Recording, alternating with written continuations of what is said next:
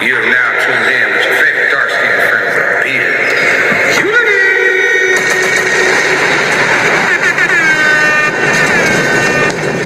Yeah, Sirski, welcome back, man. Happy Monday, y'all. Happy Monday. This is actually my first stream all day. I've been looking at all type of different content, trying to figure out what to actually react to.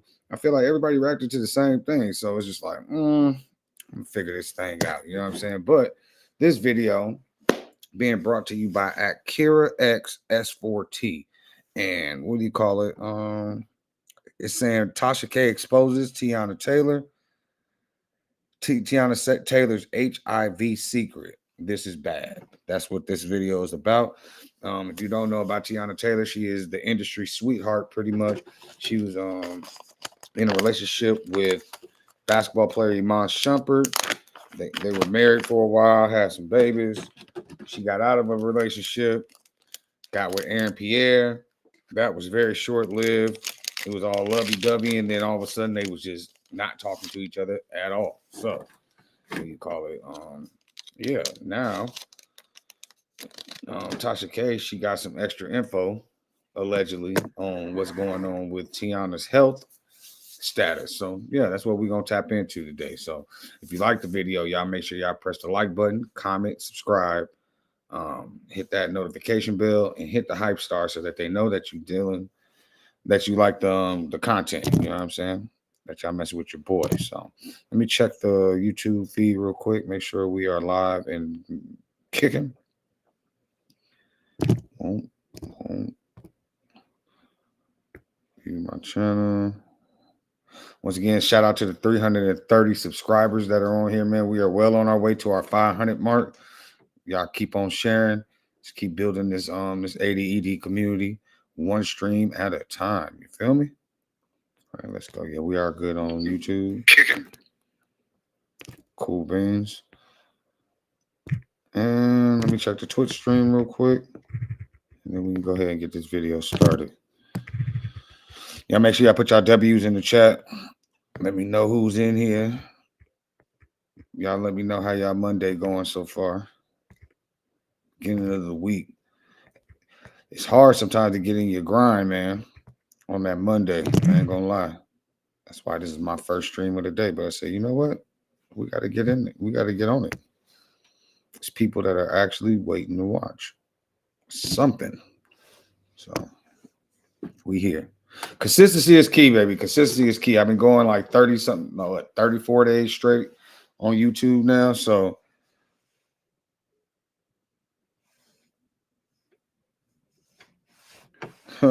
somebody was just talking crap about my Twitch.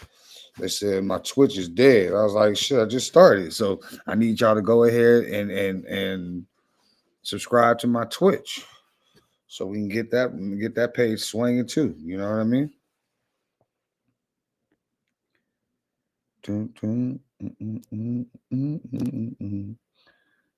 Let's see what he said. There we go. Then help get it lit. There we go. Can't complain about the chat being dead, and you ain't even commenting in the chat or trying to share the thing to help you get where you want it to be. You feel me? Teamwork make the dream work. All right, we're at the 4-minute mark. All right, we good. We're gonna get there before 5 minutes, I promise. Just have to get the little preliminaries out the way. Yep. There we go. I haven't watched this yet. We are watching this together. You feel me? There she go. All right, let's get it. Y'all, hold on to your seats, because what you're about to hear is not gossip. It's a ticking time bomb Hollywood never wanted exposed. Behind the red carpets, the $1 million smiles, and the flawless Instagram filters, there may be a secret so dangerous, so devastating, it could shatter reputations, destroy careers, and leave an entire... If y'all don't know who Tasha K is, hold up before I even get started. Tasha K is a huge platform, beautiful black woman out there in Florida. You know what I'm saying? But she got access to all the information basically that be going on in the industry. So usually when Tasha K come out with some stuff, it'd be pretty accurate. The only person that she don't have to pay out of pocket for, or that actually was successful in any type of way of coming at her, was Cardi B. And even then, she filed bankruptcy on her ass and found a way not to pay this woman her money yet. But yeah, Tasha K, when she talk, a lot of people listen. A lot of people don't believe what she be saying either. You know what I'm saying? But you know, that's why we take it into our own mental and figure it out for ourselves what we think. All right, let's get it. Our industry in panic. Tonight, one name is shaking Hollywood to its core, Teyana Taylor. And one voice just broke a silence that had been buried for years, Tasha K. Because according to explosive claims dropped on her podcast, this is not just about fame. This is about health, betrayal, and a hidden crisis no one was prepared for. Sources say confidential medical records, private lab results, and sealed conversations are now at the center of a scandal so dark, insiders are calling it a public safety nightmare. Whispers of a hidden diagnosis, allegations of secret exposure, and claims that some of the biggest names in entertainment may have been unknowingly placed in danger. Fans are in shock. Industry insiders are in panic. And behind closed doors, phones are ringing, lawyers are scrambling, and damage control is already in motion. Because if even a fraction of these allegations are true, this is no longer a celebrity scandal.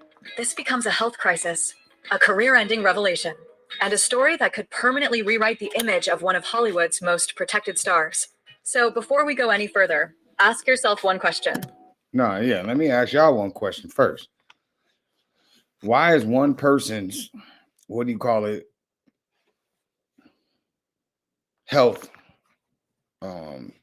status such a crisis if it only has to do with them?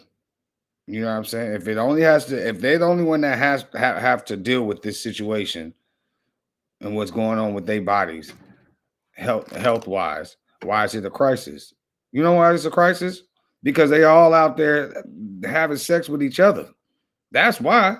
That's the reason why any type of news like this even gets the industry in a stir, because they know that they all been out here doing the nasty with each other. And then when they hear one of their fellows stuff actually come out to be on the bad, on the down and down, not on the up and up, on the down and down, then that's when we get into these situations here. So it's only a crisis because they out here being nasty. What if the person you admired the most was hiding the most dangerous secret of all?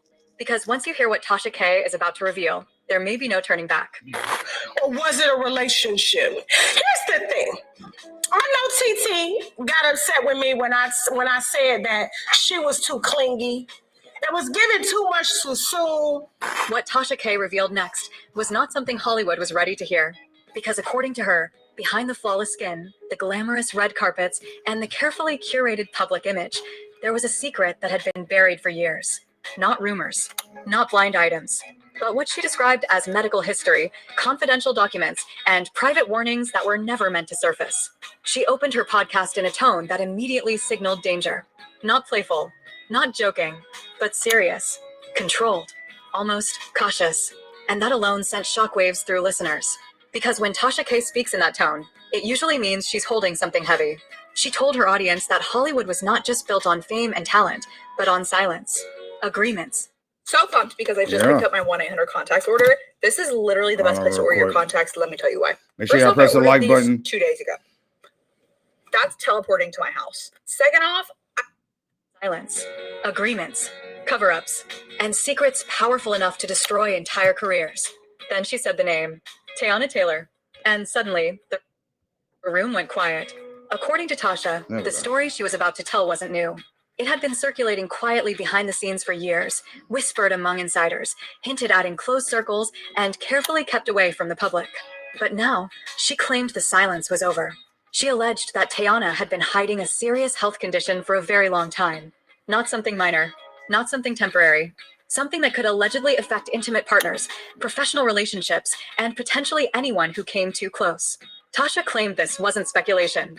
She said she had seen medical paperwork, confidential leaks, private conversations. And what those documents allegedly suggested was not only shocking, it was terrifying. According to her narration, this condition was not disclosed to several people who should have known. And the consequences, she warned, may have already unfolded in ways the public never realized. She carefully chose her words.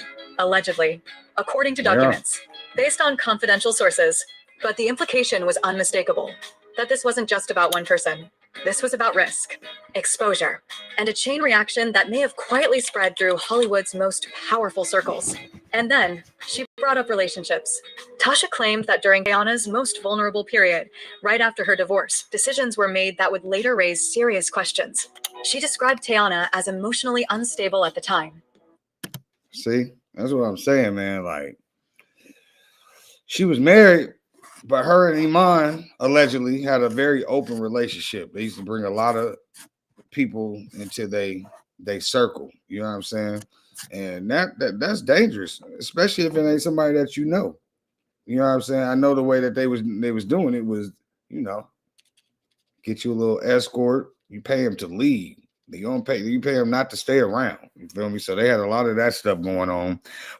You don't know what these people got going on in their own personal lives outside of what they just did with y'all. If they doing the nasty stuff with y'all like this, what you think they doing with a bunch of other ones? And y'all are high profile, so to speak. You know what I mean? It's crazy, man. Nasty. Fresh out of a painful public breakup, trying to move forward too fast, and possibly hiding something no one around her suspected. That's when she turned the spotlight to one name in particular, Aaron Pierre. And what she said next changed the tone of the entire story. Nasty. I mean, hell, baby daddy ex-husband just got the police called on him by one of Ra Ali's alleged girls that she sent down there to have a threesome with him. See? And then the girlfriend that he was supposed to have threesome with didn't want to participate, and she only wanted it to be a twosome. And so allegedly he wanted to force her to do it anyway, so she had to call the police to tell the police she didn't want to participate. When those words hit the air, listeners froze. Because now this was no longer just about how. See, I just said it. They was out here doing that nasty stuff, having Ra Ali, you know, allegedly, you know what I'm saying, pimping these girls, sending them to them so that they can have their little threesomes and whatnot. So what do you call it? This is what Iman was doing with Teyana all the time. So and he tried to bring that into his new relationship. His new girl wasn't having it, and she called the popo. She involved the popo so that she didn't have to be involved. But at that point, why you just don't leave? Why call the police? Why not just leave the situation? You're not gonna change this man and the way that he is living. You know, he was doing this in a marriage. He was married and was doing this. So you ain't even got no ring, and you think that you about to lock him down and make him stop doing the things that actually make him happy in a sexual manner? It's not going to happen that way. It's either get down or be gone. You know what I'm saying? There's different ways of fighting for what you love, but you can't just make somebody stop doing what they want to do. It is what it is. This was about chaos, scandal, and behavior spiraling out of control. Tasha painted a picture of a woman unraveling emotionally, making reckless decisions, and dragging people into situations they never expected to be part of. She claimed that during this phase, lines were crossed. Boundaries disappeared, and environments were created that exposed people to far more than they ever signed up for. And then came the allegation that stunned the audience. Tasha claimed that Teyana's ex-husband, Iman Shumpert, may have been among the first people affected. Not emotionally, physically. She did not say it directly, but the way she framed it, the pauses, the emphasis, the repeated use of allegedly. Will give you goosebumps, but we know who you will marry. Trying to tell you, man. Trying to tell you, Iman and them, they was wild. They were one of the wildest couples in Hollywood. People just didn't say nothing because, like I said, Teyana is the industry sweetheart since she was like 15, 16. You feel me? I don't know if y'all ever used to watch that show on MTV, My Sweet 16. She was one of the original cast members on that series of shows. You feel me? They did her birthday party when she was 16 because she's been around since then. You know what I mean? So the last thing that people are trying to do is tarnish her image but they tarnishing it themselves by being out here doing these nasty things, you know? The pauses, the emphasis, the repeated use of allegedly. It left very little to the imagination. She suggested that the divorce may not have been driven by betrayal alone, but by fear. Fear of what had already happened, and fear of what might be discovered next. According to her, after that separation, the pattern didn't stop. It continued. She alleged that interactions with other high-profile figures followed. Names that Hollywood protects carefully. Artists, actors, power players, and among those names, Kanye West, and once again, Aaron Pierre. Tasha claimed these were not casual encounters. These were relationships formed during a period when, she suggested, a serious health risk may have already existed. And that, she warned, is where the story becomes dangerous. Because now this wasn't just about betrayal. It became about public safety. She told her audience that if what she had seen in those documents was accurate, then this wasn't a private issue anymore. This was an industry-wide concern. She explained that in closed Hollywood circles, there are systems designed to quietly manage situations like this. NDAs, private settlements. Oh my God. Please say it ain't so. Please say it ain't so. Teyana's so damn fine too, boy. That don't make no sense. Why is always little pretty, the pretty ones that's over here walking around dirty? Allegedly. Feel me? I pray that this ain't true. They still ain't had Tasha come all the way out and say it. If they don't say it on here, I'm gonna try and find where she actually said what's going on. You know what I'm saying? But jeez. Medical silence agreements, reputation management. And she implied those systems may have already been activated. Phones ringing behind the scenes. Lawyers moving fast. Agents panicking. Because once a health-related secret becomes public, there is no controlling where the fallout lands. Just said the most disturbing part wasn't the condition itself. It was the alleged silence. The claim that people who should have been warned were never told. What in the heck? That trust may have been violated in the most irreversible way possible. And then, she returned to Aaron Pierre. She described him as emotionally unprepared, fresh into fame, new to Hollywood power circles, and possibly completely unaware of what he was stepping into. She said his behavior afterward raised red flags. Neediness, emotional dependence, confusion, almost like someone trying to process something they never expected to face. And that's when she dropped another brutal assessment. Yeah, all I'm saying is that I felt like it was forced. I felt like she was way too clingy, too soon. You just got out of a nasty, very public divorce. And I feel like he was just rebounding. Those words landed hard, because suddenly the narrative shifted from romance to rebound, from attraction to emotional damage control, from love to destruction. Tasha suggested that this relationship was never meant to last. It wasn't built on stability. It wasn't built on honesty. It was built on escape. An escape from divorce, from scandal, from fear, and possibly from a truth that was getting harder to hide. She told her listeners that what disturbed her most was not the gossip. It was the pattern, the timing, the secrecy, the emotional volatility, and the number of people who may have unknowingly walked into a storm they never saw coming. By the time she finished this portion of the story, one thing was clear. This was no longer a celebrity relationship scandal. This was the beginning of something far darker. Because if what she was suggesting was even partially true, then the next chapters of this story would not be about heartbreak. They would be about risk, damage, and consequences Hollywood cannot erase. And as Tasha paused, listeners could already feel it. The most dangerous part of the story hadn't even been told yet. What Tasha K described next is the moment the story stopped being a celebrity scandal and quietly transformed into something far more dangerous. Because according to her, the real threat was never emotional. It was biological. She leaned closer to the microphone, lowered her voice, and said something that instantly froze the room. That this was not just about broken relationships. This was about exposure, risk, and a silent network that may have stretched far beyond anything the public imagined. She claimed that once the alleged condition existed, every relationship afterward became a potential chain reaction. Not rumors, not speculation, but what she called a pattern of silence. According to Tasha, in private Hollywood circles, health disclosures are not handled like they are in the real world. Just want to say welcome to the stream. Welcome to the stream. Appreciate y'all tapping in. If you've never been on here before, please make sure you hit the subscribe button. Make sure y'all hit the like button on this one and hit that hype stars. All right. Appreciate you, man. It's crazy, man. I'm just praying that Teyana is not sick. You know what I'm saying? It wouldn't surprise me just because of how everybody be moving in Hollywood, but I hope it ain't true, man. They are managed, Oh, look at her controlled, babies. They so contained, cute. and sometimes completely hidden. She explained that there are systems designed to protect reputations, not people.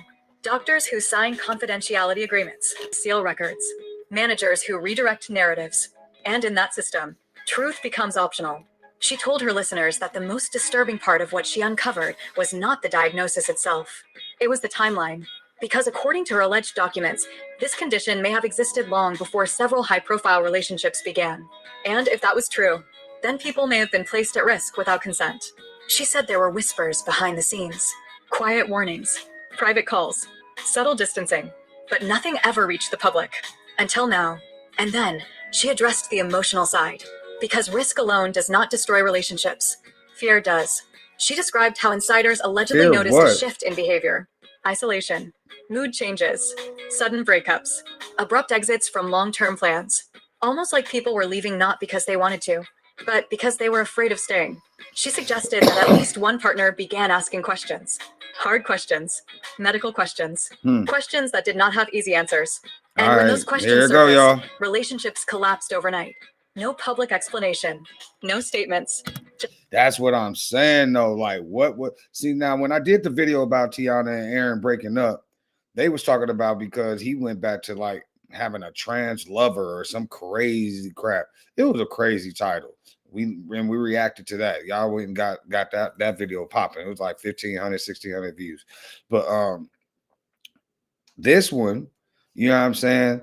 It's talking about what do you call it? Like, why did they break up though so quickly though? With like no real, like nobody knew it. Like I said, Teyana Taylor, she broke up with Amon, and all of a sudden she was all up underneath the Lion King. You know what I'm saying?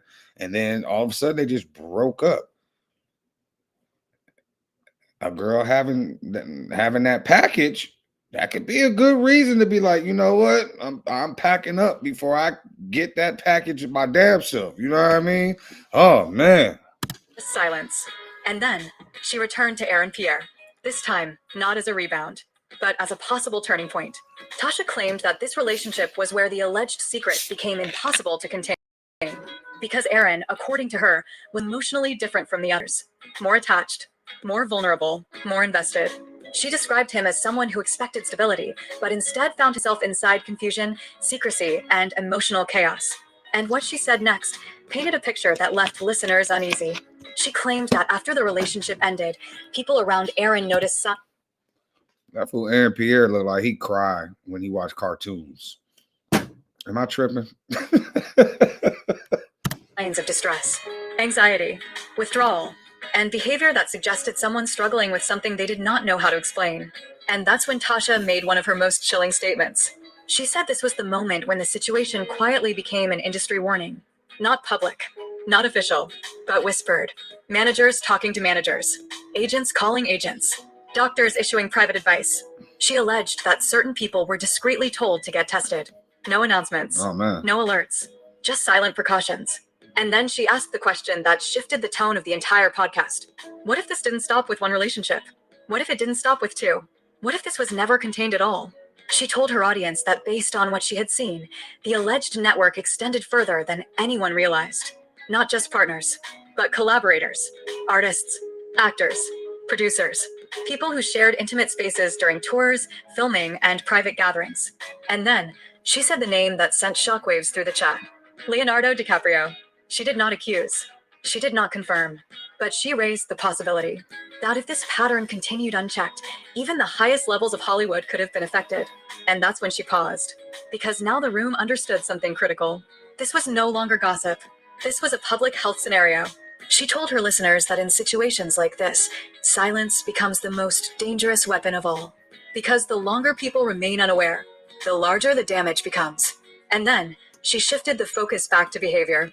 She said one of the most telling signs was emotional imbalance, neediness, dependency, a craving for reassurance, almost like someone seeking comfort not just from heartbreak, but from fear. And that's when she described how the relationship dynamics themselves revealed cracks in the story. He sounds a little bit more needy than what she's used to. That's why she slides another hoe into the bedroom because she ain't got time to be there. You know, she be traveling. She got 2 kids she got to fend for. You know what I'm saying? And she be on everybody's project, including her own. And she ain't got time to be settling down and cuddling and sucking on a man's ear to make him feel comfortable. And every time I saw them together, he was always like... He always look like he about to cry. And I'm like, why is he acting like Becky in the relationship? That's what he learned from them damn Beckys. For real. So, sucking on his ear. Y'all ain't never heard that before? People that got sucking fixations, it's like a soothing mechanism because he can't suck his thumb in public, so she would suck on the ear. Come on now. Jasmine, you've seen that before, right? I just felt like he just needed a breast to suck on. He just required too much attention. And, you know, Teyana's a busy girl. So to me, I feel like, you know, for her, it was How y'all like it? Y'all like somebody to be all up underneath you 24/7? Or you like having space? I think you can try to find a healthy balance. Me personally, I don't like all that just up underneath me all the time. I like it when my baby is busy and she got stuff going for herself, and like I gotta go chase her. You know what I'm saying? All that. What do you call it? What you doing? What you got going? Just always. I don't like it. I can't do it. What y'all think? Y'all like somebody to be like super attentive and just need you, like you like to be needed and wanted like that, or do you just like to have your space and you just appreciate the relationship as a whole? I don't know. Put it in the chat. What y'all think? down. We gotta get past this little. All right. Today. Wait. It was rebound. I can't say that word right now because Those words changed everything because now the narrative shifted again. From danger to escape. From exposure to distraction. Tasha suggested that this relationship was not about love at all. It was about survival. Moving fast. Staying busy. Avoiding stillness. Because in stillness, questions grow. She claimed that Teyana's schedule became relentless. Back-to-back projects. Non-stop travel. Public appearances. Almost as if movement itself was a strategy. A way to outrun consequences. She said insiders described her as emotionally unavailable during that time. Distant. Guarded. And deeply afraid of letting anyone too close. And when people did get close, they were pushed away just as fast. She told her listeners that heartbreak wasn't the real reason relationships ended. It was information. Something discovered. Something suspected. Something too heavy to ignore. And that, she claimed, is why breakups became abrupt. No slow fade. No closure. Just sudden silence. She then described what she called the containment phase. The moment when Hollywood allegedly realized this situation could explode. She claimed that reputation managers stepped in. Stories were redirected. Narratives reframed. Timelines blurred. Instead of health concerns, the public was given cheating rumors, personality conflicts, career differences, anything except the truth. And it worked. For years, fans speculated about drama, about infidelity, about egos, but no one ever asked the most dangerous question of all. Was someone being protected? She told her audience that the emotional toll on everyone involved was devastating. Sleepless nights, panic attacks, isolation, people withdrawing from social circles, avoiding intimacy, living in fear of what a single test result could reveal. And according to her, one person in particular broke down. She did not name them, but she described someone who allegedly spent months in denial before finally seeking answers. Medical answers, private answers, answers that never reached the media. And when those answers came, careers changed, contracts shifted, relationships vanished. She said that from that moment on, this story was no longer about one woman. It was about damage control. Because if even one of these allegations reached mainstream media, the fallout would be irreversible. Labels, studios, tour sponsors, all at risk. She told her listeners that this is why the reaction behind the scenes was immediate. Emergency meetings, crisis calls, strict instructions to stay silent. And that silence is what allowed this story to remain buried. Until now, by the time Tasha reached the end of this segment, the atmosphere had completely changed. What began as shocking gossip had evolved into something far darker, something systemic, something powerful forces desperately wanted erased. And as she took a breath before continuing, one thing was painfully clear. If this chapter was true, then the next phase of this story would not be about relationships. It would be about panic, reputation collapse, and an industry scrambling to protect itself from... And what's crazy is, Teyana, that's how you know she was going through it, because she was like, Amon done did me so dirty. I got to do the exact opposite. She went from a midnight black jigger to the highest of yellows, and it didn't work out at all. You feel me? Like she tried to go the complete opposite and realized that she had got a very emotional, sensitive, high yellow man, and this fool Amon on the other side just black, don't give a damn about nothing. Why girls like to get treated crazy, man? They like the crazy chickens, man. That's truth it could no longer control. By the time Tasha K reached this point in her podcast, the damage had already begun. Not publicly, not on headlines, but quietly inside Hollywood's most powerful rooms. Because according to her, the moment these allegations started circulating behind the scenes, the industry didn't react with denial. It reacted with fear. Phones began ringing late at night. Private meetings were scheduled off the calendar. Law firms activated crisis teams before a single article had even been written. She told her listeners that insiders described the atmosphere as panic disguised as control. Not because the story was false, but because it was too dangerous to go public. And that's when she revealed something chilling. She claimed that after the breakup with Aaron Pierre, Teyana did not simply move on. She allegedly moved into image protection mode. According to Tasha, this was the moment when reputation management became priority number one. Yeah. Stylists changed narratives. Publicists rewrote timelines. And every interview suddenly sounded rehearsed. She alleged that subtle efforts were made to distance Aaron from credibility, quietly questioning his stability, framing him as emotionally unstable, painting him as obsessive, of course not you're gonna try to publicly make the attacking dude him, look crazy. just carefully reshaping perception. Why is it every time, what do you call it? They the ones that mess something up. They try to make it look like the dude is all emotionally after. First off, dudes don't even show emotions like that. That ain't even how we built. You know what I mean? Not saying that behind closed doors you don't get a genuine type of emotion out of a man, but that's only if, what do you call it, you special. Like that's only if you are the one that he goes to try to get that off with. You know what I'm saying? But as soon as it go bad, all of a sudden when you start talking out in public, he's the one that's emotionally unstable. But he ain't the one that just came off of a freaking marriage, an open marriage at that. You know what I'm saying? Like who's really the one that's emotionally unstable around these parts? Come on, TT.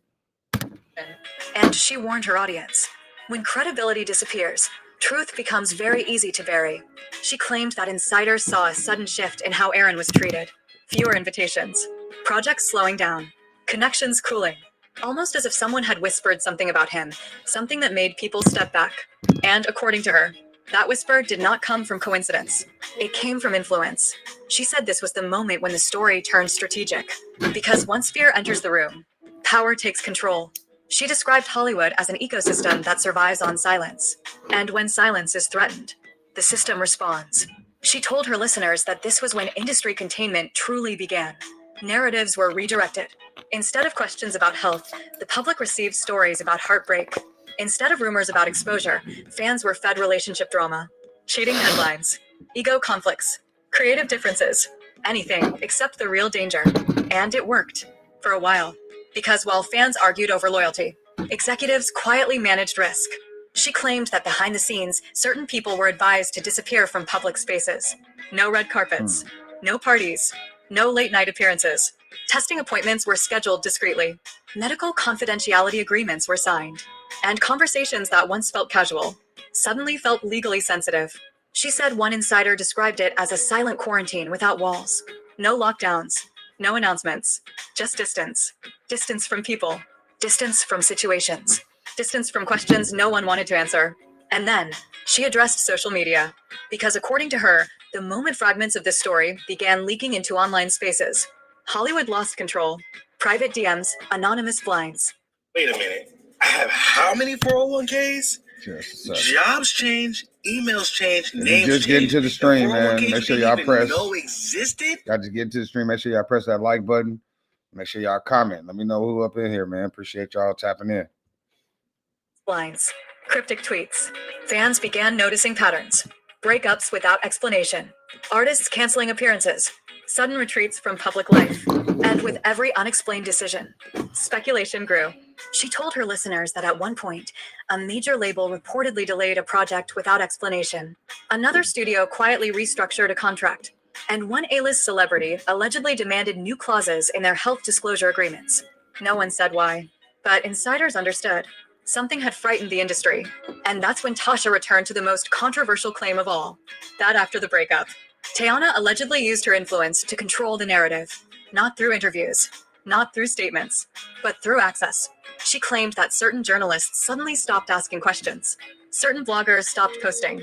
And certain stories that were ready to publish never made it past legal review. She did not accuse directly, but the implication was unmistakable. That power was being used.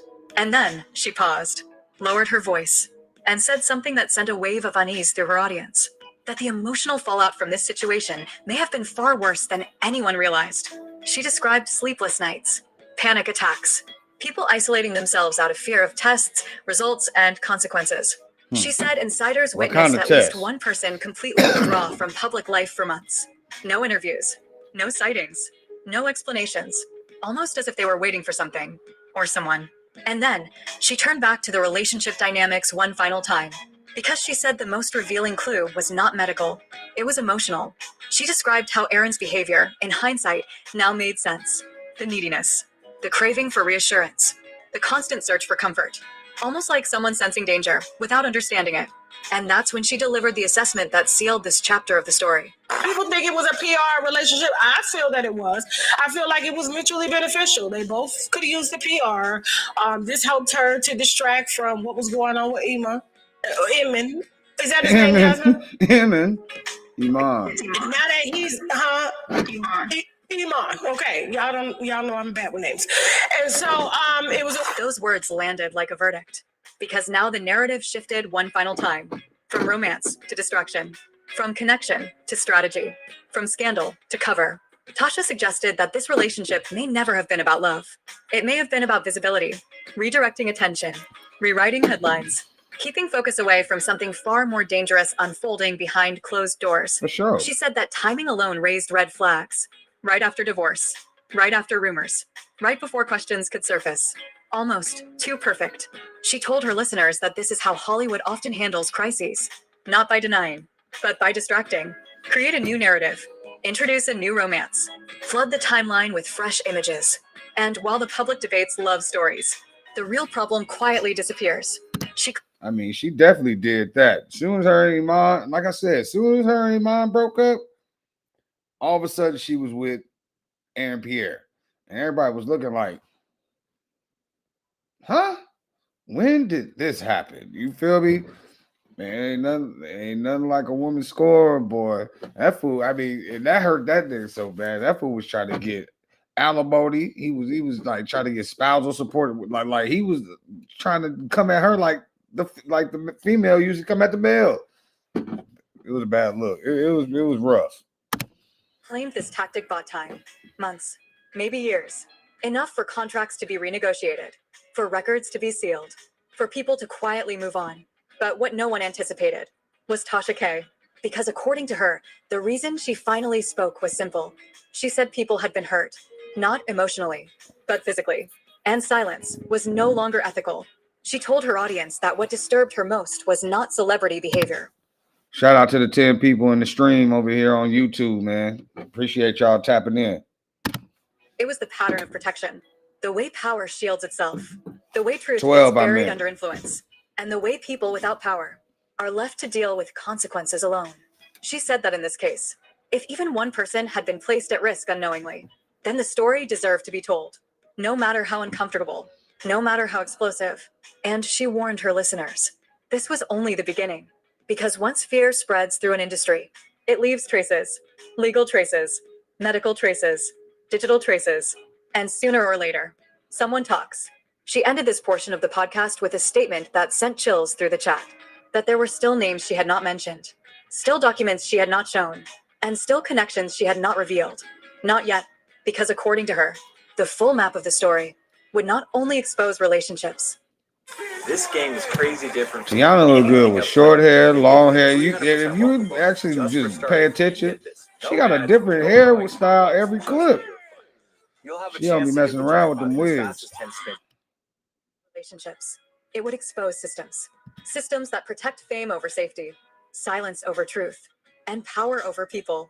And as she prepared to continue, one thing became impossible to ignore. Hollywood was no longer dealing with a scandal. It was dealing with a crisis of trust. Because if these allegations were even partially true, then this was not about one celebrity. It was about an industry that may have knowingly allowed danger to exist, as long as no one talked. And the most terrifying part? Someone finally had. And from this moment forward, nothing about this story could ever be controlled again. And now, here's the part no one in Hollywood wants you to hear. Because if even a fraction of these allegations are true, this is no— Everybody in the chat, man, make sure y'all tell me where y'all from. I see 16 people in here right now. Go ahead, let me know who up in here. Appreciate y'all tapping in. No longer a celebrity scandal. This becomes a story about betrayal at the highest level, about trust shattered behind closed doors, and about an industry that chose silence over safety. Think about it. How many people placed their faith in relationships they believed were real? How many careers were built on images that may have been carefully manufactured? And how many lives were quietly placed at risk while cameras kept rolling and contracts kept getting signed? This is what happens when fame becomes more important than truth, when influence becomes more powerful than honesty, when reputations are protected and consequences are buried. Because the most tragic part of this story is not the headlines. It's the people who may never know when the moment of betrayal actually happened. The partners who trusted blindly, the insiders who stayed silent, the executives who looked the other way, and the star at the center of it all, navigating fear, pressure, secrecy, and survival in an industry that shows no mercy when images begin to crack. Tonight's story is not about gossip. It's about warning signs, about how quickly love turns into damage control, about how easily narratives are rewritten when power steps in, and about how dangerous silence becomes when the truth is too expensive to tell. So ask yourself this before you click away. What else has been hidden behind Hollywood, protected while others paid the price? And how many stories like this are still waiting for the right moment to explode? Because one thing is certain, this story does not end here. New names will surface, new documents will leak, new voices will break their silence. And when that happens, the version of reality we were sold may finally collapse. So stay alert, stay skeptical, and never forget, in this industry, the most dangerous secrets are not the ones that destroy careers. They're the ones that destroy lives. All right, that's that part of the video, man. Hold on, I'm trying to see something else. Somebody else might have a better thing. Pierre Jaguar, right? I already know she gonna have some crazy stuff to say.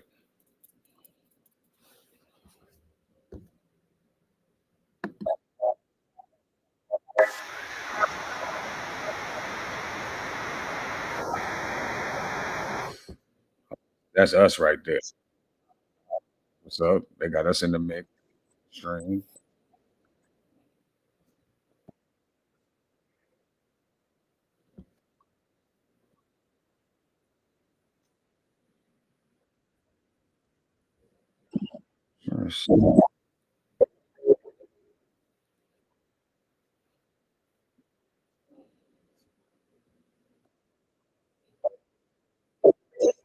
Give me 2 seconds, y'all. I'm just trying to see if there's another video that.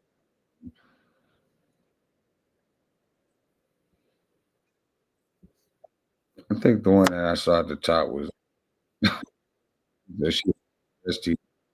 Let's go here. This right here is by Spotlight Entertainment. Shout out to them. It's my first time seeing anything from them, so I'm gonna just go ahead and subscribe, so that way they don't say I'm using their content and not tagging them. You know what I'm saying?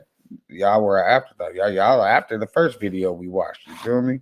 So, anyways, this one says Tasha K exposes Teyana Taylor's dark health secret. So this is still in, cahoots with the title from before. I'm trying to get a different perspective and see what's going on. All right. Y'all, buckle up, because what comes next isn't rumor. It's a live wire Hollywood prayed would stay buried.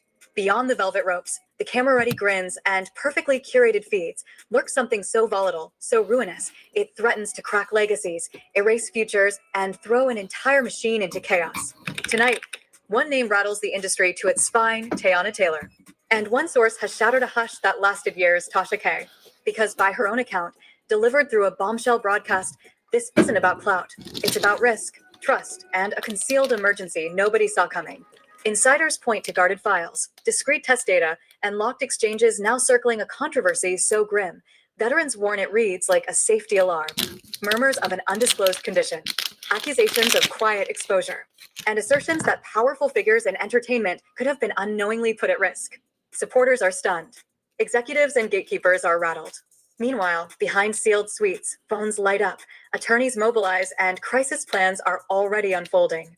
Because if even a sliver of these claims hold weight, this stops being tabloid noise. It becomes a public health emergency, a reputation-ending disclosure, and a chapter that could forever recast the legacy of one of Hollywood's most guarded icons. So before we press on, ask yourself this question. What if the star you trusted most was shielding the riskiest truth of all? Because once you hear what Tasha K says next, there is no rewind, no reset, no way back. After tonight, the fallout won't fade. It spreads, deepens, and forces everyone watching to choose sides, confront reality, and question every story they were ever sold. On screen forever. Was it a relationship? Here's the thing. I know TT got upset with me when I said that she was too clingy. It was given too much too soon. What Tasha K unveiled next was a message Hollywood wasn't prepared to absorb. Because in her telling, beneath the flawless glow, the flashbulbs, and the meticulously managed persona, sat a truth locked away for years.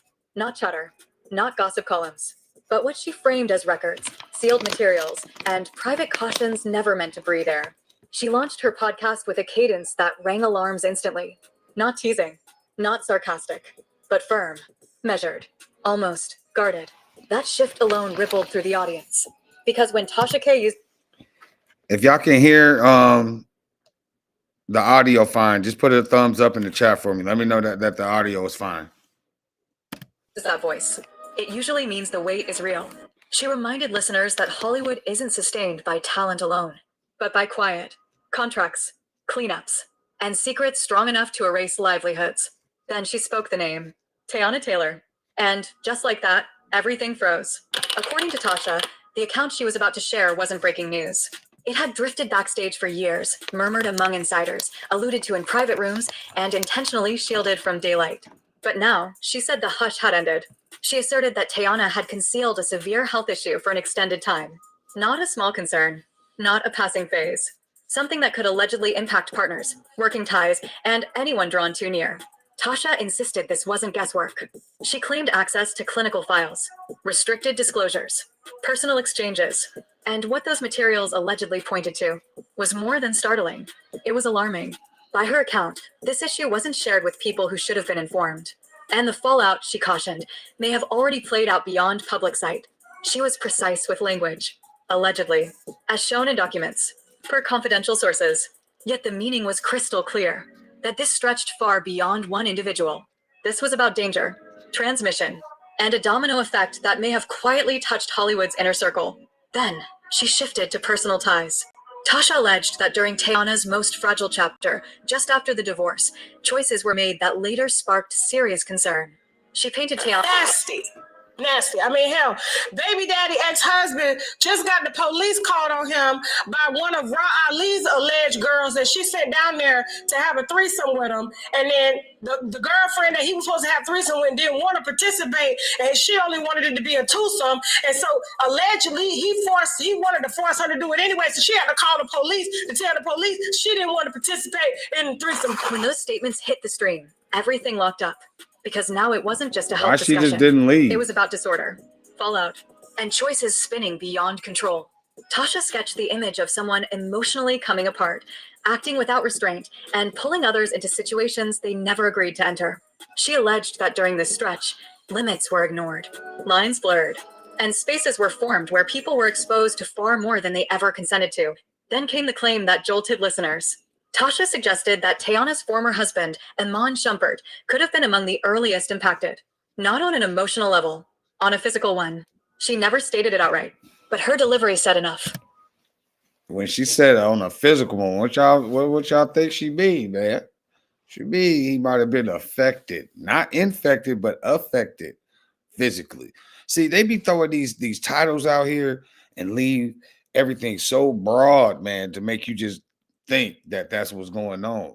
But see, that's the part of being in the public eye, though. These celebrities, they go through this all the time. I can only imagine the type of rumors that go around. And then if they with a partner, if they with somebody, they got to actually go through that with them, and they have to be like, this ain't true. So like, what's up?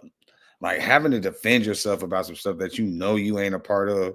That's like some of the worst ish in the world to deal with. Like I don't like having to explain myself to nobody at all. It's annoying as hell. I don't ask people for their explanations. Don't be asking me no questions. The silence, the stress on certain words, the careful repetition of allegedly. It painted a picture no one could unsee. She implied the split may not have been caused by infidelity alone, but by alarm. Alarm over what had already occurred, and anxiety about what might surface next. According to her, once that marriage ended, the pattern didn't break. It escalated. She claimed involvement with additional high-profile individuals followed. Names the industry shields fiercely. Creatives, performers, decision-makers. And within those mentions, Kanye West, and once again, Aaron Pierre. Tasha asserted these were not brief or careless interactions. They were connections formed during a time when, she suggested, a serious underlying risk may have already been present. And that, she warned, is where everything turns volatile. Because at that point, this stopped being about personal betrayal. It shifted into public concern. She told listeners that if the materials she reviewed were legitimate, then this could no longer stay private. This was a matter that touched the entire industry. She explained that within elite Hollywood spaces, mechanisms exist to quietly contain situations like this. Legal agreements, silent resolutions, confidential medical clauses, image protection strategies. And she hinted, those mechanisms may already be in motion. Calls happening off camera, attorneys accelerating, representatives losing control. Because once a health-related truth escapes containment, no one decides who gets hit next. Tasha said the most unsettling part wasn't the alleged condition. It was the claimed quiet, the suggestion that people who should have been informed never were. That confidence may have been broken in a way that can't be undone. Then, she circled back to Aaron Pierre. She portrayed him as emotionally unready, newly stepping into visibility, unfamiliar with Hollywood's inner machinery, and possibly unaware of the gravity of what he was walking into. She said his behavior afterward triggered concern, attachment, emotional imbalance, disorientation, like someone trying to comprehend a reality they never imagined facing. And that's when she delivered another devastating judgment. All I'm saying is that I felt like it was forced. I felt like she was way too clingy, too soon. You just got out of a nasty, very public divorce. And I feel like he was just rebounding. I feel like he was. Those lines hit like a blow, because in that instant, the story flipped. From romance to rebound, from chemistry to emotional triage, from love to avoidance. Tasha implied this connection was never designed to survive. It wasn't rooted in balance. It wasn't grounded in truth. It was fueled by running from divorce, from whispers, from dread, and maybe from a reality that was becoming impossible to outrun. She told her audience the part that unsettled her most wasn't the chatter. It was the rhythm, the timing, the concealment, the emotional whiplash, and how many people may have stepped unknowingly into a disaster they never sensed approaching. By the time she closed the segment, one truth stood undeniable. This had outgrown a celebrity romance narrative. This was the opening act of something far more sinister. Because if even pieces of what she suggested were accurate, then what followed wouldn't be about broken hearts. It would be about danger, fallout, and repercussions Hollywood can't scrub away. And as Why they keep showing Leonardo DiCaprio face, man? Man, his name been coming up in a lot of stuff lately. You feel me? Especially like with the Diddy stuff too. Like Leonardo DiCaprio, what's the other white boy name? Used to do The Punk'd. Ashton Kutcher. Them cats used to be right there in the mix of all this stuff. You feel me? And I heard, there was a couple rumors that, Leonardo DiCaprio had that Charlie Sheen going on. You know what I mean? Allegedly. Tasha went quiet. Listeners felt it in real time. The most volatile part of the story hadn't even surfaced yet. What Tasha K laid out next was the moment this saga stopped being entertainment gossip and silently mutated into something far more threatening. Because according to her, the core issue was never emotional. It was biological. She leaned into the mic, dropped her volume, and delivered a line that iced the air. That this wasn't just about failed relationships. This was about exposure, risk, and a quiet web that may have extended far wider than anyone suspected. She claimed that once the alleged condition was present, every relationship that followed carried potential consequences. Not hearsay, not guesswork, but what she described as a culture of non-disclosure. According to Tasha, she basically saying the nasty stuff that's going on between her and her ex-husband. Now that whenever they go into the next relationship, they carrying that package with them to those people.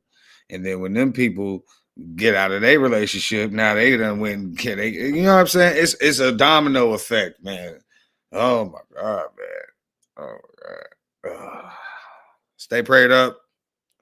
Don't be a whore. in elite Hollywood spaces, health truths aren't handled like they are for ordinary people.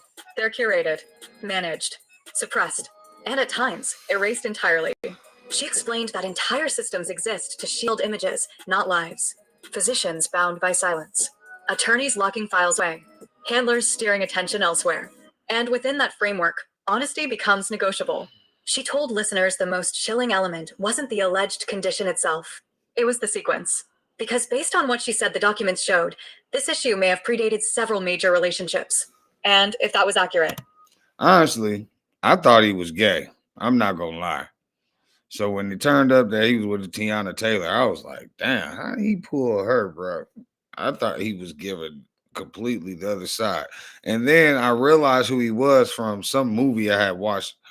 And he was killing in that movie. I loved him in that movie. And I didn't realize that that was the same person until afterward. I was like, okay. I mean, he got both sides to him. You know what I'm saying? I guess, you know, he's a chameleon. He on the spectrum. Then consent may have been taken out of the equation. She said murmurs circulated privately, low-key alerts, off-the-record conversations, gradual pullbacks, but none of it ever reached daylight, until this moment. Then, she addressed the human fallout, because risk alone doesn't end relationships. Fear does.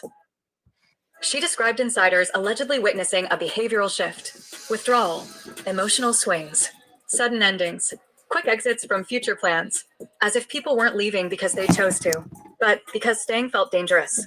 She suggested at least one partner started asking questions, uncomfortable questions, health-related questions, questions with no clean answers. And once those questions were raised, connections disintegrated instantly. No press releases, no explanations, just silence. Like say this, like let's put this scenario out there. Say Teyana Taylor and Aaron Pierre, they walking in a dark alley at night, and two dudes try to come rob them. You feel me? Do the same scenario, but put Iman Shumpert with Teyana Taylor walking down the alley, and what do you call it? Two people coming and they try to rob them. Who you think will protect Teyana better, Iman Shumpert or Aaron Pierre? Or do you think that Teyana Taylor will be the one to step up? You think, is she gonna be the one to fight the dudes off and protect Aaron and Iman? Man, that's not. Listen, man, I'm more scared of Teyana Taylor than I am of Iman Shumpert and Aaron Pierre. I'm just saying. And then she circled back to Aaron Pierre. This time, not as a distraction, but as a possible fault line.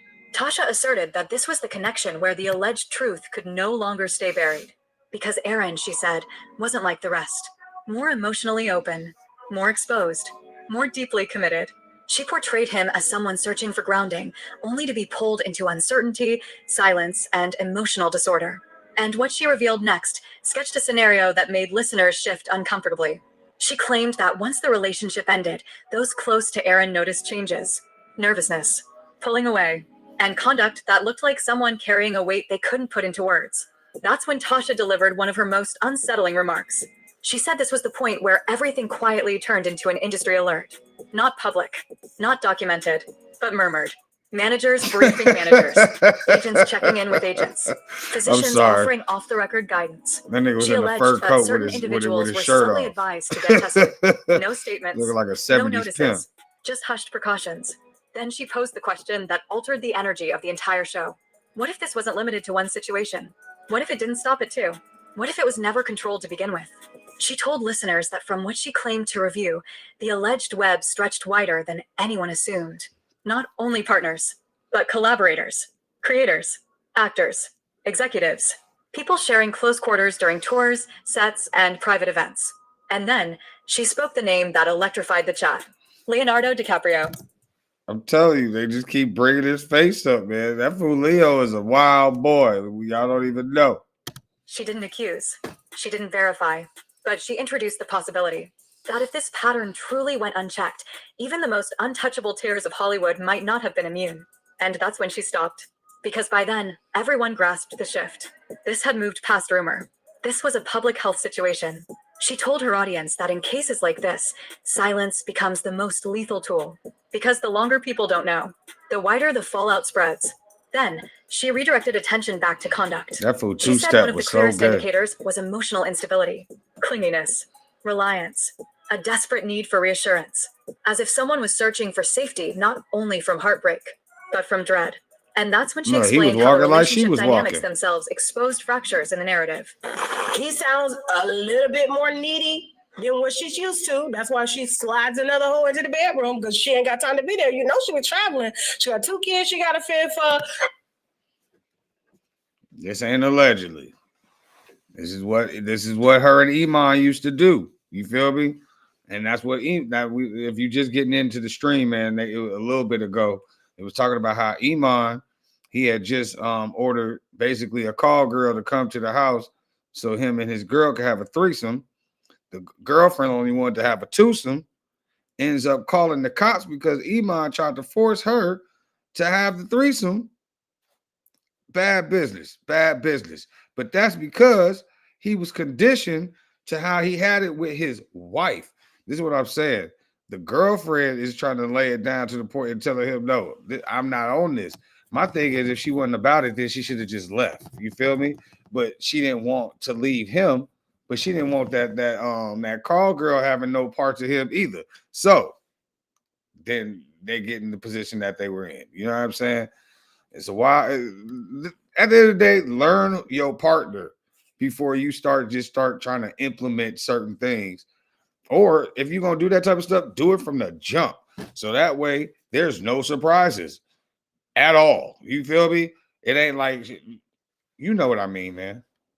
You know what I'm saying? And she be on everybody's project, including her own. And she ain't got time to be settling down and cuddling and sucking on a man's ear to make him feel Hold on. Let me rewind comfortable. that a little bit. And every time I saw them together, he was always like, Hold on. Tasha funny as hell. Don't forget to press that like button, y'all. I appreciate y'all tuning in.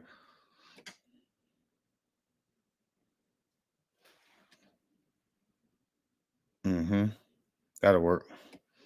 Exposed fractures in the narrative. he sounds a little bit more needy than what she's used to. That's why she slides another hoe into the bedroom, because she ain't got time to be there. You know, she was traveling. She got 2 kids. She got a. You heard her. She said she slide another to the bedroom because she ain't got no time. Some girls just be like that. They be like, I love them, but I ain't got time to be. I gotta get to the money. Teyana Taylor is more like a dude than a female. You know what I'm saying? You know what I'm saying? And she be on everybody's project, including her own. And she ain't got time to be settling down and cuddling and sucking on a man's ear to make him feel comfortable. And every time I saw them together, he was always like, and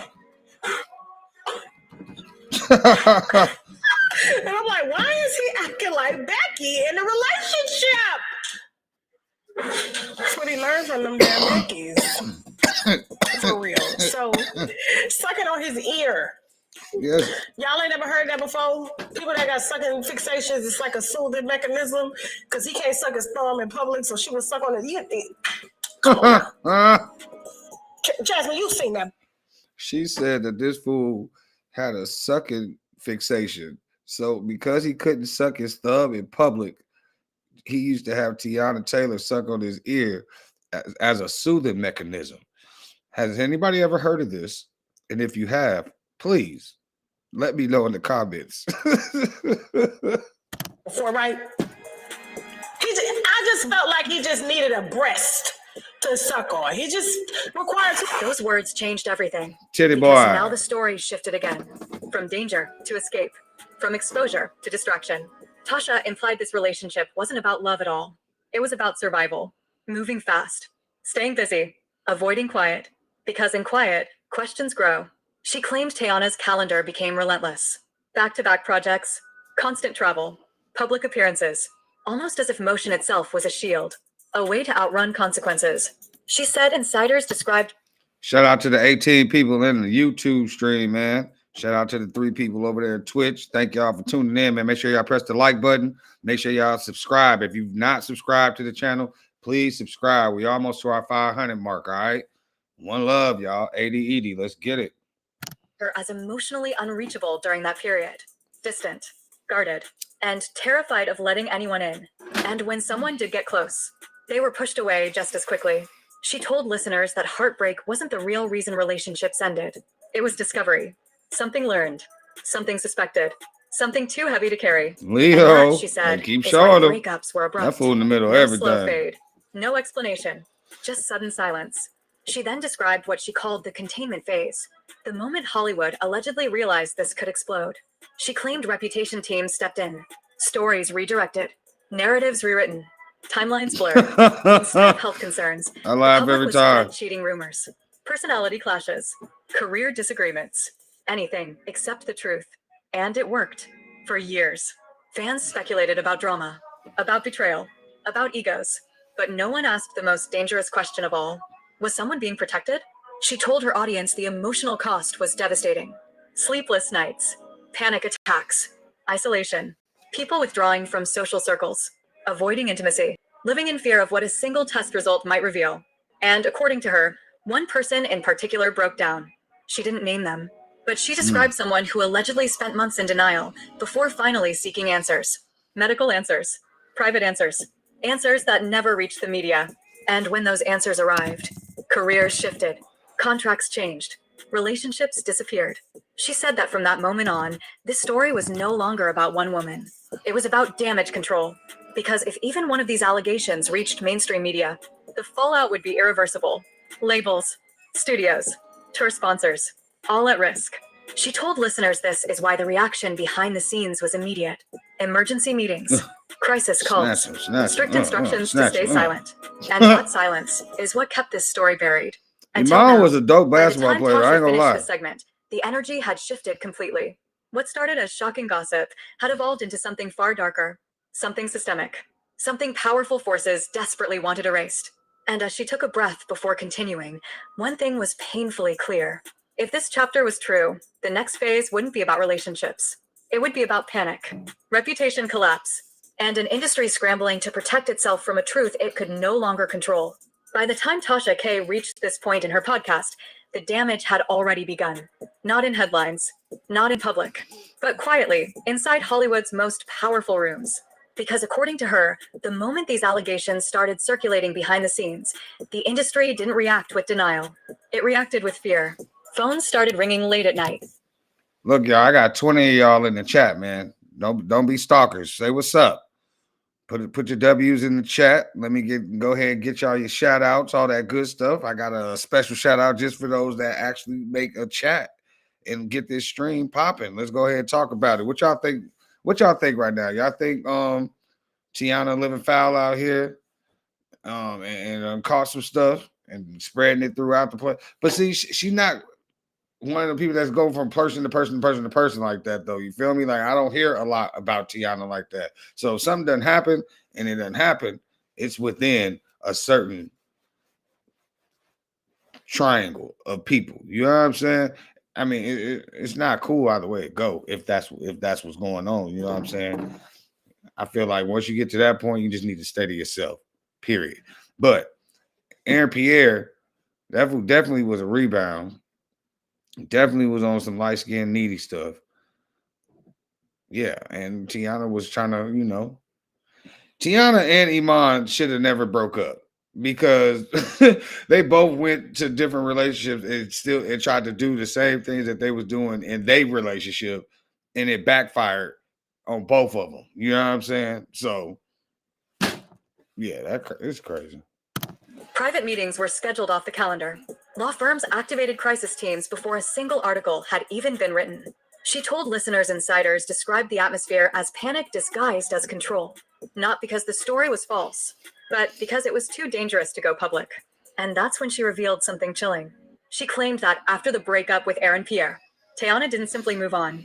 She allegedly entered full image protection mode. According to Tasha, this was the moment reputation management became the top priority. Stylists changed narratives. Publicists rewrote timelines. And every interview suddenly sounded rehearsed.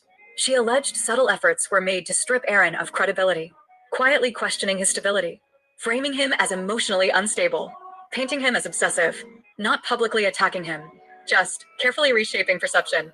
And she warned her audience, when credibility disappears, truth becomes very easy to vary. She claimed insiders noticed a sudden shift in the way Aaron was treated. Invites stopped coming. Projects slowed. Connections cooled. Yeah, they As if blackballed someone her. had quietly whispered something about him. Something that made people instinctively step back, lowered her voice, and said something that sent a wave of unease through her audience.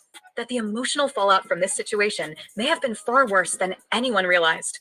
She described sleepless nights, panic attacks, people isolating themselves out of fear of tests, results, and consequences. She said insiders witnessed at least one person completely withdraw from public life for months. For real, I ain't heard nothing about Aaron Pierre since they broke up either. Y'all think Teyana Taylor got him blackballed? Put it in the chat, man. Put it in the chat.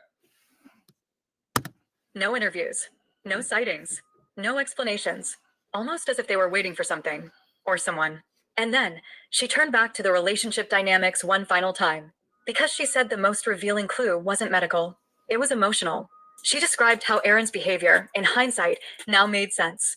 The neediness, the craving for reassurance, the constant search for comfort, almost like someone sensing danger without understanding it. And that's when she delivered the assessment that sealed this chapter of the story. I think it was a PR relationship. I feel that it was. I feel like it was mutually beneficial. They both could have used the PR. This helped her to distract from what was going on with Eamon. Is that his name, Jasmine? Now that he's Iman. Okay, y'all know I'm bad with names. And so it was a way to. Those words landed like a verdict because now the story shifted one last time, from romance to distraction, from connection to strategy, from scandal to cover up. Tasha suggested this relationship may never have been about love. It may have been about visibility, redirecting attention, rewriting headlines, keeping focus away. Shout out to the stream, man. Shout out to the chat, man. We got 27 people up in here, man. Go ahead and put your W's in the chat. From something far more dangerous unfolding behind closed doors. She said the timing alone raised alarms. Right after divorce, right after rumors, right before questions could surface. Almost too convenient. She told listeners this is how Hollywood often handles crises, not by denial, but by diversion. Create a new storyline, introduce a new romance, flood the timeline with. Well, duh. I feel like that's what they do for everything. Like every time something bad is going on in the United States, they throw some big scandal out there to try to distract us from what's really going on, like the stuff that we need to be really paying attention to. I mean, I feel like that's just a play, no matter what it is when it gets to the top, to the elites. You know what I'm saying? They always got something else going on the side. Shout out. We had 31 people in the chat, man. Put your W's in the chat. Fresh photos. And while the public debates love stories, the real issue quietly fades. She claimed this tactic bought time. Months, maybe years. Enough for contracts to be rewritten, for records to be sealed, for people to quietly move on. But what no one expected was Tasha K. Because according to her, the reason she finally spoke was simple. People had been hurt, not emotionally, but physically. And silence was no longer ethical. She told her audience that what disturbed her most wasn't celebrity behavior. It was the pattern of protection, the way power shields itself, the way truth is buried under influence, and the way powerless people are left to carry the consequences alone. She said that in this case, if even one person was placed at risk without knowing, then the story deserved to be told, no matter how uncomfortable. no matter how explosive. And she warned her listeners, this was only the beginning. Because once fear spreads through an industry, it leaves marks. Legal marks, medical marks, digital marks, and sooner or later, someone talks. She ended this portion of the podcast with a statement that sent chills through the chat.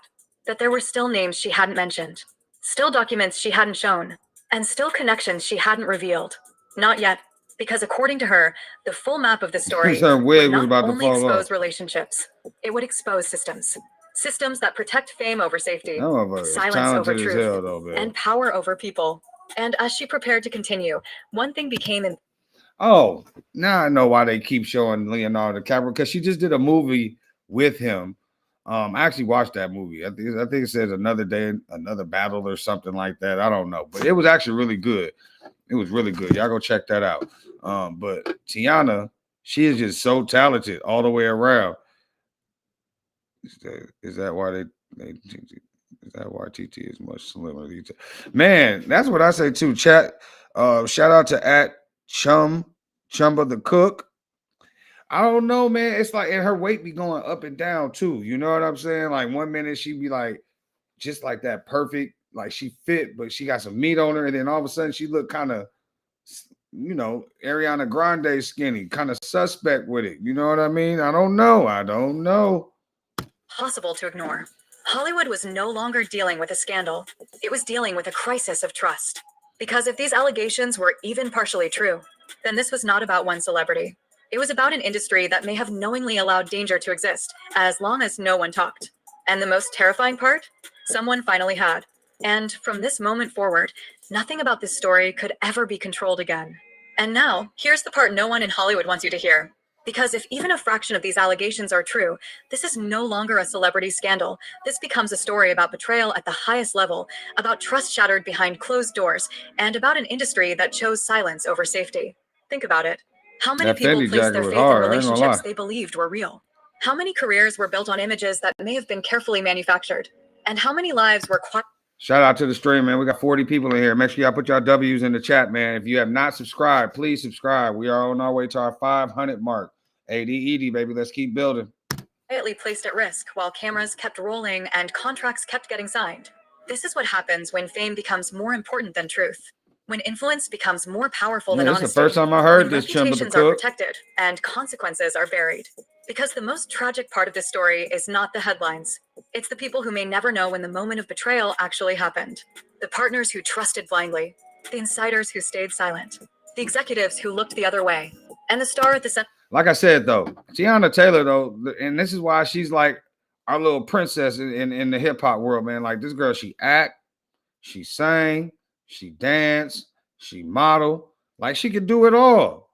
We love TT. So like I don't like to hear stuff like this. And like I said, it's just all of this stuff is allegedly. You know what I'm saying? Like we don't know until somebody actually come out and be like her. Like if, I got to hear from the camel's mouth. You feel me? I'm not gonna put that on nobody. You feel me? Magic Johnson, he was able to survive all this time with some money. So I know that there's a cure out there for this type of stuff. You know what I'm saying? But you just pray for it not to be. Yeah, people need. Yeah, you can't be out here just laying around not getting tested, man. Because like you never know. Like just because they pretty on the outside don't mean that they insides is healthy. Plain and simple. But I pray it ain't that. You know what I'm saying? Of it all, navigating I'm gonna fear, look for another video pressure, real quick, trying to see secrecy, if there's and something survival in an industry that shows no mercy when images begin to crack. Tonight's story is not about gossip. It's about warning signs, about how quickly love turns into damage control, about how easily narratives are rewritten when power steps in, and about how dangerous silence becomes when the truth is too expensive to tell. So ask yourself, go away. crazy. Oh man, that's just a crazy title, man. She's a walking STD. Like the titles that they put on some of these videos are diabolical.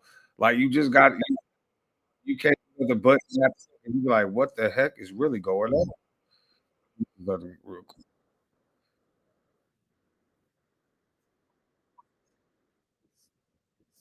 Anyway, I appreciate y'all. Subscribe. Let me see Tasha Teyana K right here. exposed. Let's see.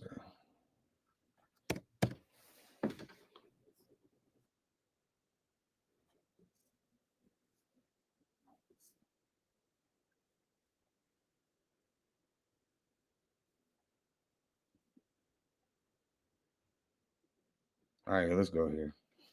I got y'all real quick. Appreciate y'all being patient. We just going through all this because it ain't no need in making 8 different videos. I hope it's not true either, man. I love our black queens, man. I need her to just slow down. That stuff that she was doing with Iman, if she gonna do it with him and him exclusively. If the next person ain't on that, you can't force nobody here to do something that they don't want to do. What you do is do it with the person that you know gonna do it with you and keep it pushing, and that's how you keep it in house. You feel me? Like niggas be tripping. Shout out to the chat though, man. We got 48 people in here. Let's get it. Play this video real quick. Yo, your mail's here. Wait, why does it say settlement enclosed? Oh my god, it's a settlement for my car accident. 25. Shout out to Teyana Taylor. Her contract is up. Her and Aaron, Hernandez. That's Stephon Diggs, my bad. Stephon Diggs is Aaron Hernandez, okay? Aaron Pierre, okay? What's that song? Mufasa? What's that song? Mufasa? Pierre, that's Mufasa.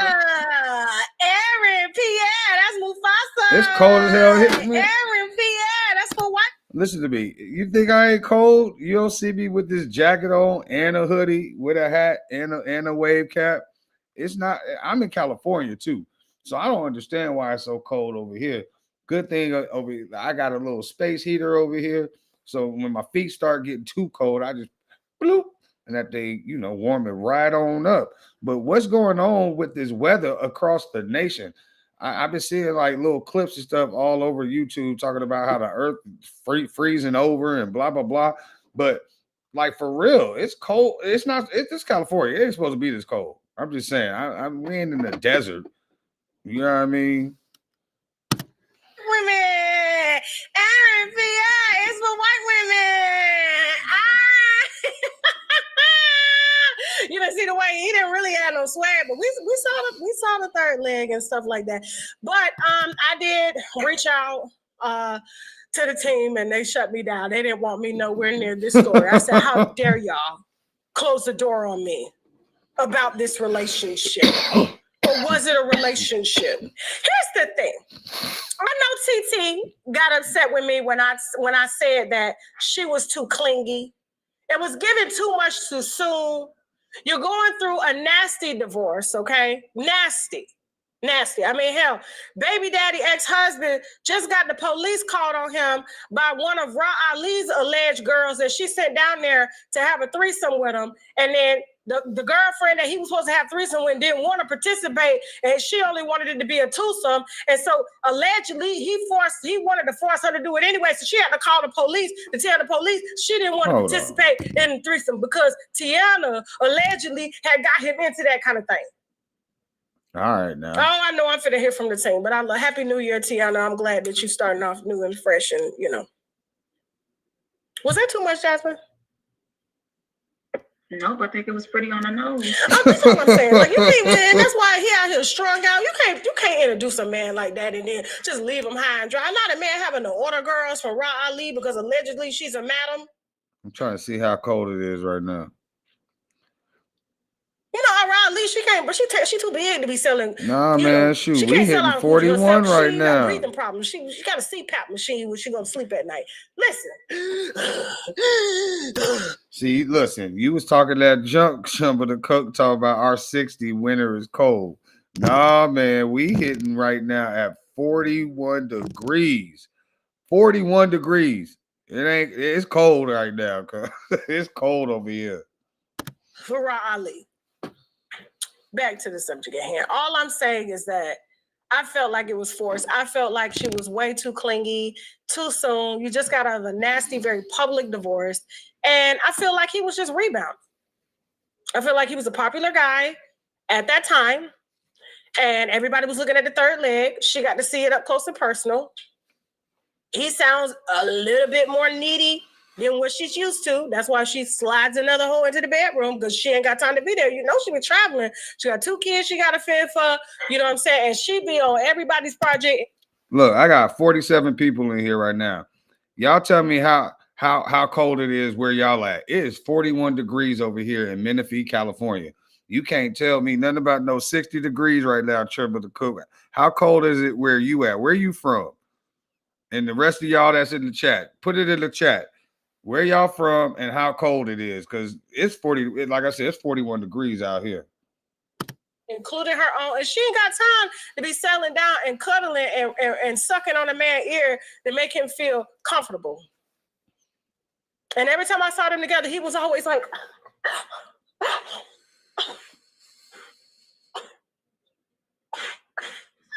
and I'm like, why is he acting like Becky in the relationship? She's stupid as hell. That's what he learned from them damn Beckys. From them damn Beckys. For real. So, sucking on his ear. Y'all ain't never heard that before? People that got sucking fixations, it's like a soothing mechanism, because he can't suck his thumb in public, so she would suck on it. Come on now. Jasmine, you've seen that before, right? I just felt like he just needed a breast to suck on. He just required too much attention. And, you know, Teyana's a busy girl. So to me, I feel like, you know, for her, it was rebound. I can't say that word right now because we not even 20 minutes into the show. I'll say it later in the show whenever they monetize. Yeah, now see, like, that's wild. Shout out Detroit in the building. She said that said 2 degrees. He said, okay. Shout out at Lady Gemini, 53. She said, I'm in Northern California. It's 46 degrees now. Yeah, see, people don't think it get cold out here in Cali, man. It get cold out here. You feel me? Shout out to the 55 people in the chat, man. Y'all make sure y'all subscribe to the channel if you haven't already. We on our way to the 500 mark. Appreciate each and every one of y'all tuning in, man. What y'all think, though, about this whole Teyana Taylor situation and her having the package allegedly? You feel me? I pray it ain't true. You feel me? But you know, people be reaping what they be sowing out here, especially in that Hollywood lifestyle. They be out there all doing the same thing with each other in a nasty circle, having Diddy parties, and then wonder why or how they catch a STD. It's because y'all out here being nasty, man. Just because y'all all pretty don't mean y'all got to have nasty sex. Strap up, damn it. Golly. Anyways, y'all keep telling me how cold it is out where y'all from. Let's get it. Show, because I don't want them to demonetize it based off of obscenity words, even though we grown and this is a show that's clearly put for over 18 and above. But YouTube tends to forget that. So I just feel like he was some to help her move on to the one. And I didn't see them as a couple that fit anyway. They were, I don't know. Yeah, they be passing each other around. Look good. I don't know. Somebody got to be ugly in the relationship. Yeah, that was just a 2 pretty ass couple. They both steal the show. I don't know. It's just too perfect. Look like they can do a movie together. What's that movie that Brad Pitt did? Okay, so because these titles, man, they be straight clickbaiting us. You know what I mean? So I had to see what was going on, but it was saying that Tasha K was exposing Teyana Taylor's health status about her allegedly having HIV, but they have not said it directly at all in any of the videos that I pulled up. You feel me? But they are implicating or implying that that people's medical records have been hidden for a reason, and certain people have been broken up like very rapidly with no explanation, like out of nowhere, because of certain things that were exposed in that medical paperwork. So that being said, Iman Shumpert and Teyana Taylor, they used to freak off together all the time, get third parties to come into the situation. And when she left Iman, she tried to do the same thing with him. Iman tried to do the same thing with his new girlfriend, and it just turned out all bad because the girlfriend ended up calling the cops on Iman Shumpert because he was trying to force her to have the threesome when she only wanted to have a twosome. That's what I'm saying. You can't force what you used to do with your ex with your new person because they might not be down with the same program. At the same time, on the other side, if you ain't down with it, you could just leave as opposed to call the cops. I never ever agree with bringing the cops into your own personal stuff. If you can't work it out, get out. That's how I feel about it. What the wife? The one he divorced from now, and that's why he can't get rid of her. Yeah, Mr. and Mrs. Smith. That's what it was given. James Bond 007. Yeah, no. But congratulations, though. People think it was a PR relationship. I feel that it was. I feel it was mutually beneficial. They both could have used the PR. This helped her to distract from what was going on with Emin. And Lady Gemini, put a thumbs up if that was a good enough explanation. I tried to wrap it up as fast as possible for everybody in the chat. Is that his name, Jasmine? It's Iman. Now that he's Iman. Iman. Okay, y'all know I'm bad with names, and so it was a way to create a distraction. He needed some attention on him because there were whispers that he did not like or was attracted to black women. And Teyana black, not as skin color, but I'm talking about her culture. She's black, okay? She one of us. She going to work with a bonnet on and rollers underneath, okay? Black. So, and the kids in the car. She gives me, she drops the kids off with a house dress on. So I just feel like they're both, it's done, it's over with, and congratulations, Happy New Year. Appreciate you. Skin is shed, I guess. They say it's the year the snakes shedding skin. I don't know what that means, but anyway, yes, I did call it. I mean, I always do. What can I say? Mm-hmm. And it's crazy because, moving on. Don't forget, today we are offering on. All right, hold up real quick. Because we got to go see something that got to do with Iman because he predicted from the jump that this wasn't going to work out. And most people be thinking that it's because of him might being bitter because he didn't want it to end. Shout out to the 70 people in the chat, man. Make sure that y'all put in the chat where you from and how cold it is, because we were talking about, somebody said that it don't get that, we get 60 degrees over here in California and we call it cold. No, it's 41 degrees out here in Menifee, California. And my dog over there in Northern California, Miss Lady Gemini, she said it's 46 degrees. Detroit is 2 degrees. I expect that, though. It's snow over there. You know what I mean? We get snow over in the mountains like Arrowhead, Big Bear, stuff like that. You know what I'm saying? But it ain't normal for it to be cold like this. They're freezing. Anyways, let me find this video of Iman Shumpert because I already he got to say. He said it right when they started going together. He was like,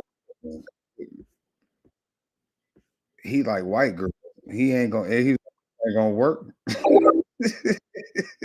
Yeah, let me put him on shuffle real quick. Iman. Shout out at Shauna 79, Jersey 16. Ooh, cold boy. 1 Timothy 5:13 equals gossip. Duh. Thank God. That's what this is. We are literally reacting to gossip. But within it being gossip, it can't be gossip if it ain't no type of truth in it either. You feel me? It didn't come out of thin air. So it just is what it is. As far as her having HIV, I think that's just clickbait. And they just wanted me to try to get up in there and react. And they got me. They got me with the title. You feel me? But we all doing it together. Let me see. Teyana talks about Teyana Taylor. Aaron Pierre. I call this name Arian. I hope y'all all having a good morning so far. We up early. Well, it's late night over here. It's 11:30 at night here. It's probably like what 2:30 something over there on the East Coast. Let me see.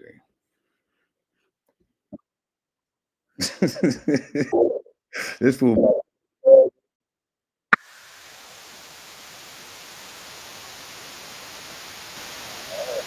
Oh, they did get a restricted order on that food.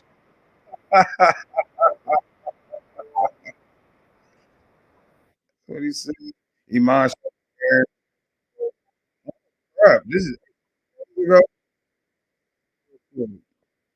Let me go here. Let me close that. I don't know what the heck going on. I'm pressing the wrong buttons over here. Anyways, I appreciate Rochester, New York in the building at Nichelle Harvey, 4365. Welcome to the chat. Appreciate y'all coming in, man. Make sure if y'all ain't subscribed yet, please subscribe to the channel. We are well on our way to our 500 mark. 80 man. Let's build this community one stream at a time, man. I appreciate y'all tapping in for real. You know what I mean? All right, yeah, let's pause that real quick. Let me get the audio right for it real quick for you.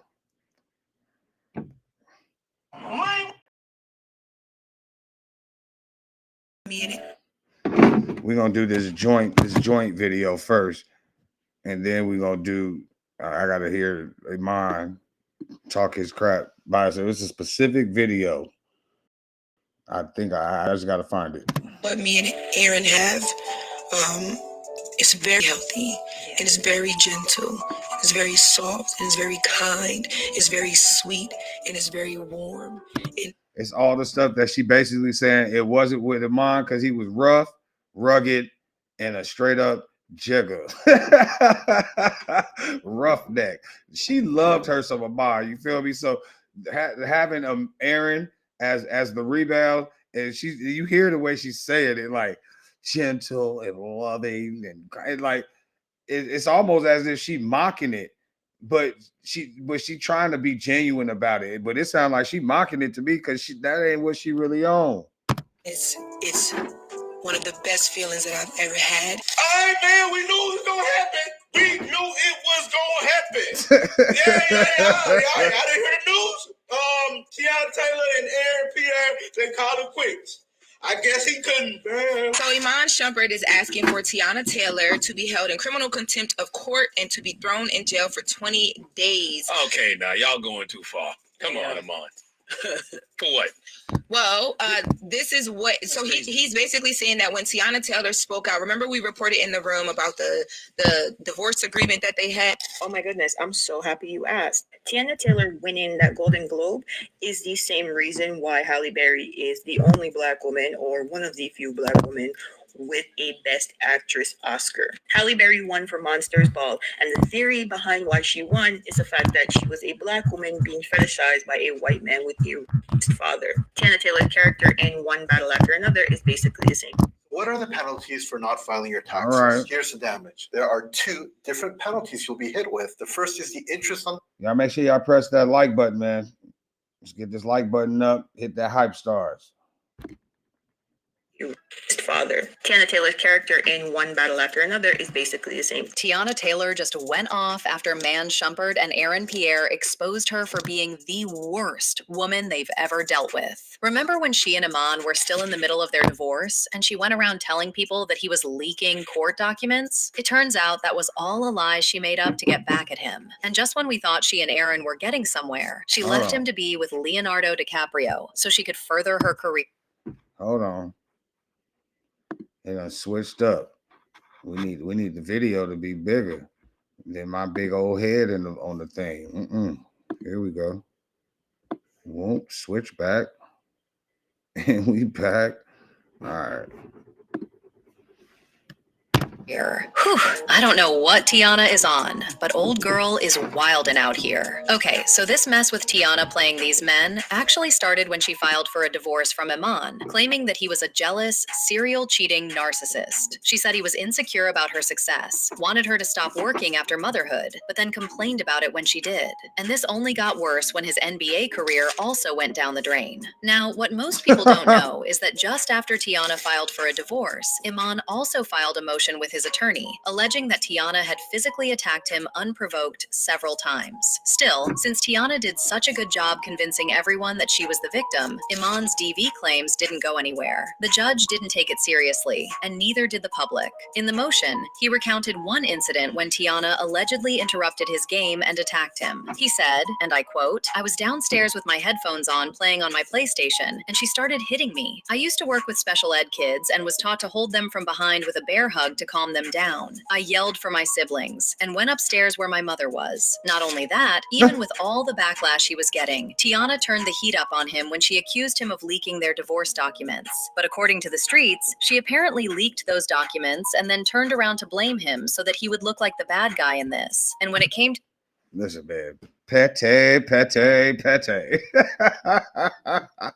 a bunch of Petty Patty stuff going on, man, and Petty Patrick. And they both Petty Patrick and Petty Patty together. Look at that picture right there. Looking like they all came from the Easy-E handbook right now, bro. That crap is wild. They belong together. They should have never broke up. You feel me? Now they out here causing controversy. The document's content, they exposed Look at just her how hair much blowing in Teyana the was taking wind. from him. She wasn't just trying to get child support and a couple of his houses. She wanted to drain him of everything he had. According to multiple reports, Taylor received 4 luxury residential properties that were part of their marital estate, with an estimated combined value of over $10 million. These include their former family home and other real properties that were part of the shared assets. She also got his luxury cars, including a Maybach valued at about $300,000. A Mercedes-Benz Sprinter valued at about $70,000, a fully equipped tour bus, a Bronco truck, and a jewelry collection. Iman was ordered to pay Teyana a one-time 7-figure payment, as well as $8,000 per month in child support. Damn. What if I want to get my back blown out in peace? You think I got time to talk about a divorce that's a year old? That's a year old, y'all. Let's be fucking for real. Let's be real. And I'm like just so irritated because I didn't want none of this to come out from the beginning. So when people saying, for everybody that's saying, oh, well, this y'all celebrities, this is what come with it. No divorce stuff is private. It can absolutely stay private if you allow it to stay private. Anyway, right after Teyana She ain't finished lying, her because I IG never live, heard she anything contacted her about lawyer and Teyana. filed a lawsuit against Iman for leaking those documents and exposing her to her Oh, that's a from his movie I fans. watched. In court documents obtained by People magazine, Teyana claimed that Taylor claimed that the only way any blogs could have received the divorce settlement would have been if Iman gave them the documents. Teyana also requested a hearing, a $1,000 payment for Iman's contempt, and payment for all of her legal fees as a result of the respondent's bad faith, abusive, and vexatious conduct. Mind you, while she was... Shout out to the chat. Shout out to the stream, man. I appreciate each and every one of y'all tuning in, man. Make sure y'all press the like button. Make sure y'all subscribe if you haven't subscribed already. Appreciate y'all.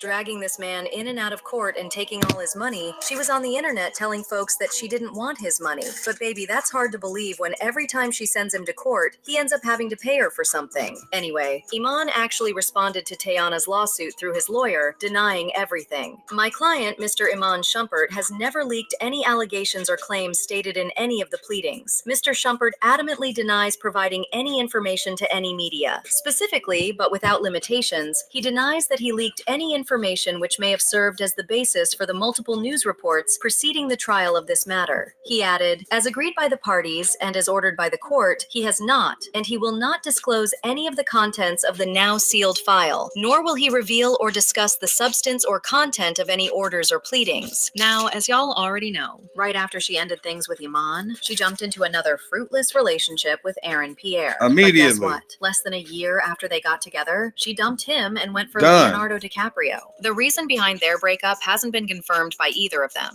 but... Oh, snap. I didn't know that she dated Leo. I was wondering why they kept showing his face. Listen to me. I know they just did a movie together, but I did not know that they were dating. Any of y'all in the chat knew that already? Put it in the chat, man. Give me some extra info, because I did not know that was a thing. Many people speculate that she initially only got with Aaron for the hype around him at the time. But Ugh. since he's no longer popping lines he used to, she moved on to Leonardo. This That's is obviously wild. just See? a rumor, but people believe it for Oh, several man. reasons. And one of them is the recent controversy surrounding the new movie, One Battle After Another, That's that what she it did is. with Leonardo. So just a little That right there. One battle after another. I saw that. It was good. Y'all go check it out. But I didn't think that just because she did a movie with him that they was out here having relations, I wouldn't be surprised though. Freaking, I hear all type of stories about Leonardo DiCaprio dipping into the chocolate pond. I'm just saying, ain't nothing wrong with it. context. The movie has Teyana playing this character named Perfidia, a tough, We smart almost black to 100 woman who people in comes the from a chat, family man. of Come on, let's keep it activists. rocking. She links up with this radical group called the French 75, which is fighting against injustices. But here's the thing. Throughout the movie, her character is reduced to nothing but a sexual object for white men's pleasure. A lot of people said the way the film portrayed black women was trash, saying that Teyana's character was way too sexualized and fetishized. But instead of Teyana siding with her fellow black women, Nah, she was more man. concerned about She protecting killed her that. career. She killed So it. she defended the white men who made the movie. After all, she just won a Golden Globe for it. So it's not as if she Right. really actually cares. In Right. fact, when she was asked about this during her recent interview, she got really defensive and angry at people dragging her for being. Anyway, shout out Teyana for winning a Golden Globe as well. All right, Queen. Yeah, I mean, I know you in a bunch of messy controversy right now, but who cares what people have to say? You know what I'm saying? At the end of the day, as long as you keep progressing and accomplishing your goals and getting to where everybody else say that you can't get, that's all that matter when it really comes down to it. I mean, now you got to live with your morality if you out here being nasty and spreading that ish. Don't be doing that. If I like I said, we love you, TT. We love you. I think it's a lie. I think it was clickbait. You too fine for this. Used as a tool to degrade black women and basically told them to quit complaining about it. She said, "Is that not what black women go through? We are fetishized, especially by creepy mother.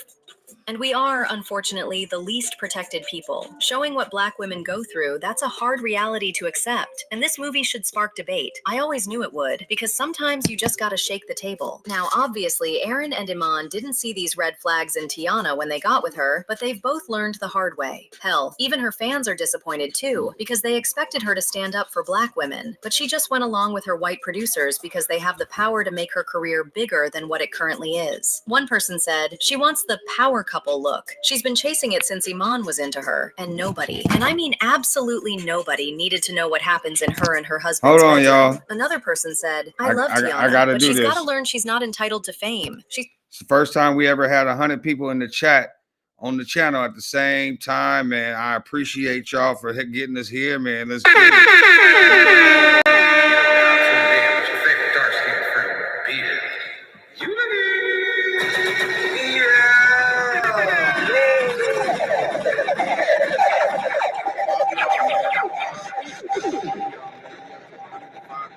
Chat, y'all make sure that y'all put y'all W's in the chat, like the comments, like everything. You feel me?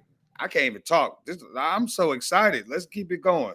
Let me get back to the video. That's what y'all here for. But I just had to do that real quick. I appreciate y'all. Subscribe. If you have not subscribed, please subscribe. Subscribe. I'm trying to get to 500.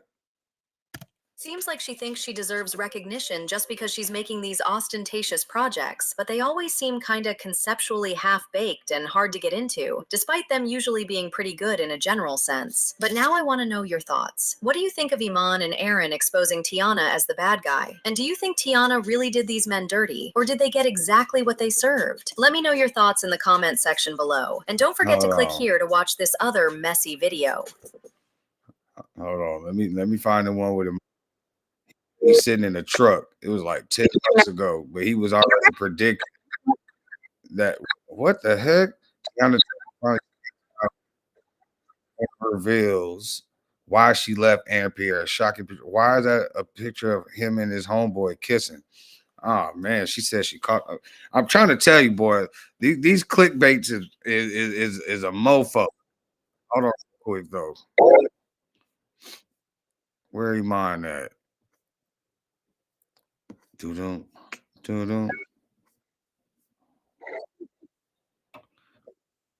No, for real though. Shout out Teyana from Globe though. That's dope. Shout out to each and every one of y'all, man. Hell yeah, man. That was the first time we ever had 100 people in. And like I said, I've been going hard for 30 days straight, making sure that I stream every day, at least one to 4 times a day. You know, some stuff stick more than other stuff, but I appreciate y'all tuning in on the channel regardless. Like I said, one stream at a time, all day, every day.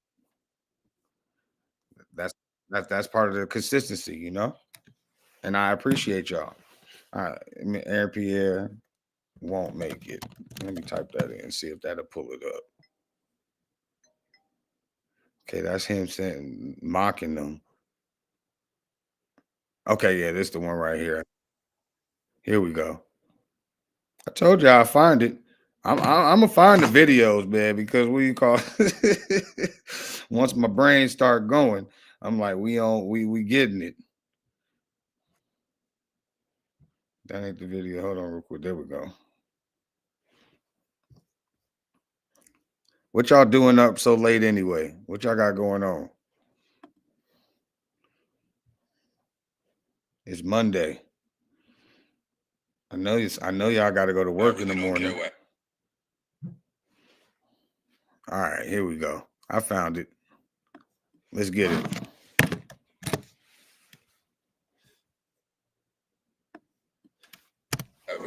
At all. I don't care.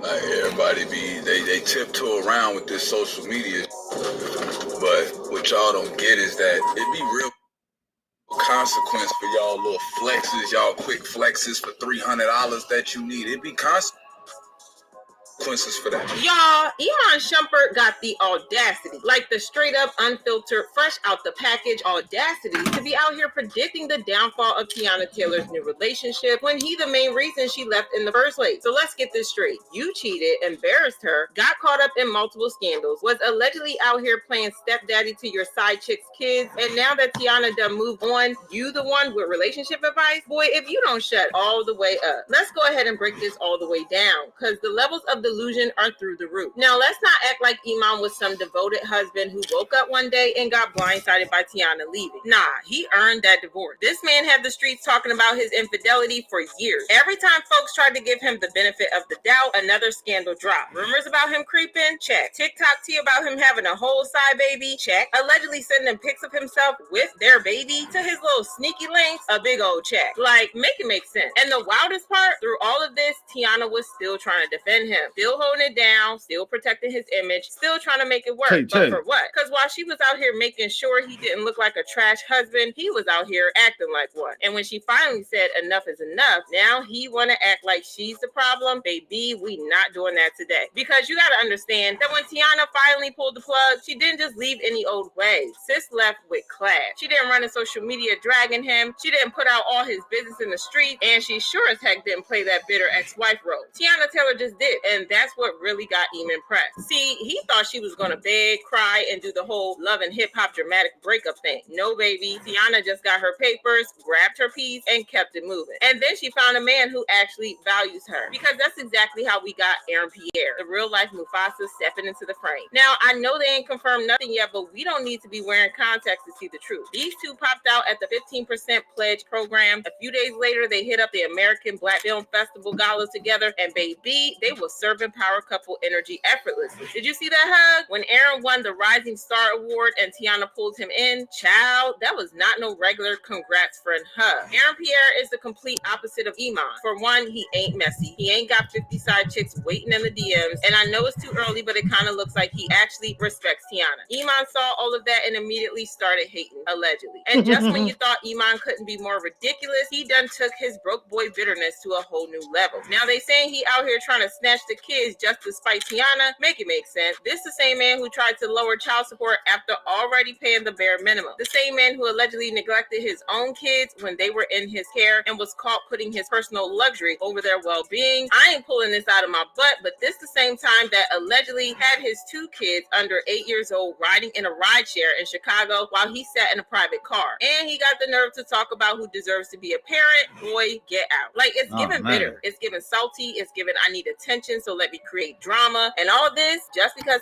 all right, Iman was on some straight F-boy energy. I ain't gonna lie, bro. And I'm just like, why is it when you got something like that, why is it not enough on both sides? You feel me? Like, the grass ain't always greener on the other side, folks. You just got to figure it out. You got to water that crap. Or take time to yourself. Don't just jump right into the next thing, because that's when everything fall apart, because you didn't take no time to really sit back and reflect and get your together. And now you putting all your baggage on the next person, and that ain't fair either. It ain't cool, man. We only get one life. Don't be messing up everybody else. Teyana finally got a man who ain't making her look stupid every 5 business days. I don't know who's actually worse, these ballers or the rappers. I guess they all the same. See, one thing about bitter, insecure exes, they can't stand to see you doing better without them. And Iman, he used to be that dude. He was out here winning championships, had a beautiful, talented, supportive black queen. He had a family that the internet actually respected. And this boy was booked and busy. But That then was the fam. NBA money slowed down. His acting career flopped before it even started. Y'all remember his podcast? Me too, I don't. Now, he just another washed up ex talking crazy online. And what's his latest angle? Trying to say that Aaron Pierre going to do Teyana the same way he did. Sir, projection is a disease. This whole Aaron Pierre going to leave her theory is straight up nonsense. Because let's be honest, Aaron Pierre ain't moving like no dusty NBA player. He got a career on the right. Okay, so right after this video is done, I saw a video where it was saying she tells why she really left Aaron, and it was a picture of him and this dude right here kissing each other. Oh man, why is the clickbait so strong? He got no baby mama drama, no cheating scandals. He ain't out here moving reckless in these streets. And most importantly, he actually seems to like Teyana. Like, really, really like her. You ever peep how certain men just look at a woman like all in love and mesmerized, like she the only one in the room? She a That's bad how Aaron bitch. looks at Teyana. She Ain't a no bad one. half-hearted, let's do this for the cameras type of energy. This man is locked in, like Russell to Sierra. That's now, what we let's thought. get into why Iman really mad. Because this ain't about love. This ain't about concern for Teyana. It's about the bag. See, back when they was together, Teyana was Hey, for real though, I got 94 people in the chat right now. I want to know who here, man. Make sure y'all tell me where y'all from and how cold it is where you at right now. It is 41 degrees over here in Menifee, California. Somebody was making fun of us earlier, talking about it gets 60 degrees out here. We think it's cold. No, it's 41 degrees out here, and we are not in the mountains. You feel me? So, yeah, let me know where you from and how cold it is. I want to get to know my chat. the breadwinner, and now she's still the one getting bigger check. Meanwhile, Iman out here trying to fight the judge over $8,000 a month child support payment. $8,000 for 2 kids. And let's not forget, this the same man who out here spending $14K a month just on food. And he want to act like he can't afford child support? Iman also told an Atlanta judge that he wanted some of the items he gifted Teyana back since they're no longer married. He specifically referenced jewelry and a condo. He also allegedly asked for a half of royalties from various projects she did prior to them being romantically involved. Boy, if you don't, that's why he's really hating on Teyana's new man. Because Aaron Pierre ain't out here begging a judge for a discount. Because Aaron Pierre ain't out here giving brokey energy. And that's what the fans have clocked, because this fan said, I fully understand why he would be angry as soon as he knew it was Mufa. Shout out at Bevy B, New York. How cold is it out there? Rochester, she said it's 12 over there. What part of New York you from, Bevy B? Welcome to the stream. Tasha, girl, that was a heck of an upgrade. These guys be crashing out when their exes move on and are happy with the new man. Well, you didn't appreciate her, so another man will. He didn't have anything to say until this guy came in the pic. That's funny. At the end of the day, this what it is. Iman fumbled a real one. Teyana upgraded. Now he crying because he see her happy. But what do y'all think? Is Iman really going to keep crying, or is he finally going to let this go? And do y'all think Mufasa might just be the one for Teyana, or are all men the same? Tell me what y'all think in the comments. See, I mean, like, well, she definitely coming from a girl's point of view, talking about her, all men the same, all women the same.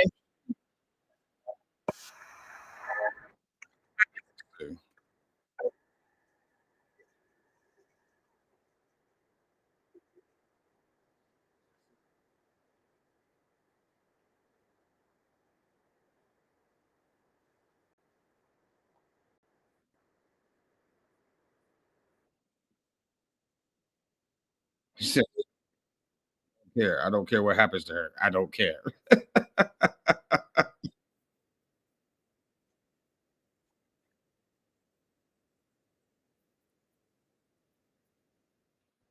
Oh, where is it? Here.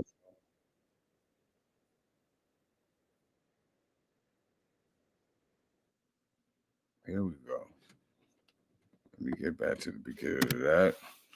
Once again, I appreciate y'all. Okay, y'all. Shout out to the Bronx, man. 16 degrees. Yeah, y'all out there freezing too. Yeah. Somebody said that it was 2 degrees where they at. Oh, Chumba the Cook over there in Detroit. Rochester in the house. I see you. I see you. At what is this? A Samaya 9517. Appreciate you joining the stream, man. Make sure y'all subscribe if you ain't subscribed yet. We over here on this juicy content about Teyana. You know what I'm saying? It started off on some clickbait talking about they thought that she had HIV, but we done turned this into, you know, rebounds and people not caring, you know, like lawsuits and all types of other kind of crap going on. But yeah, Rochester in the house. Thank y'all. Thank y'all. Appreciate y'all tuning in. All right, let me get this real quick. I gotta line that up.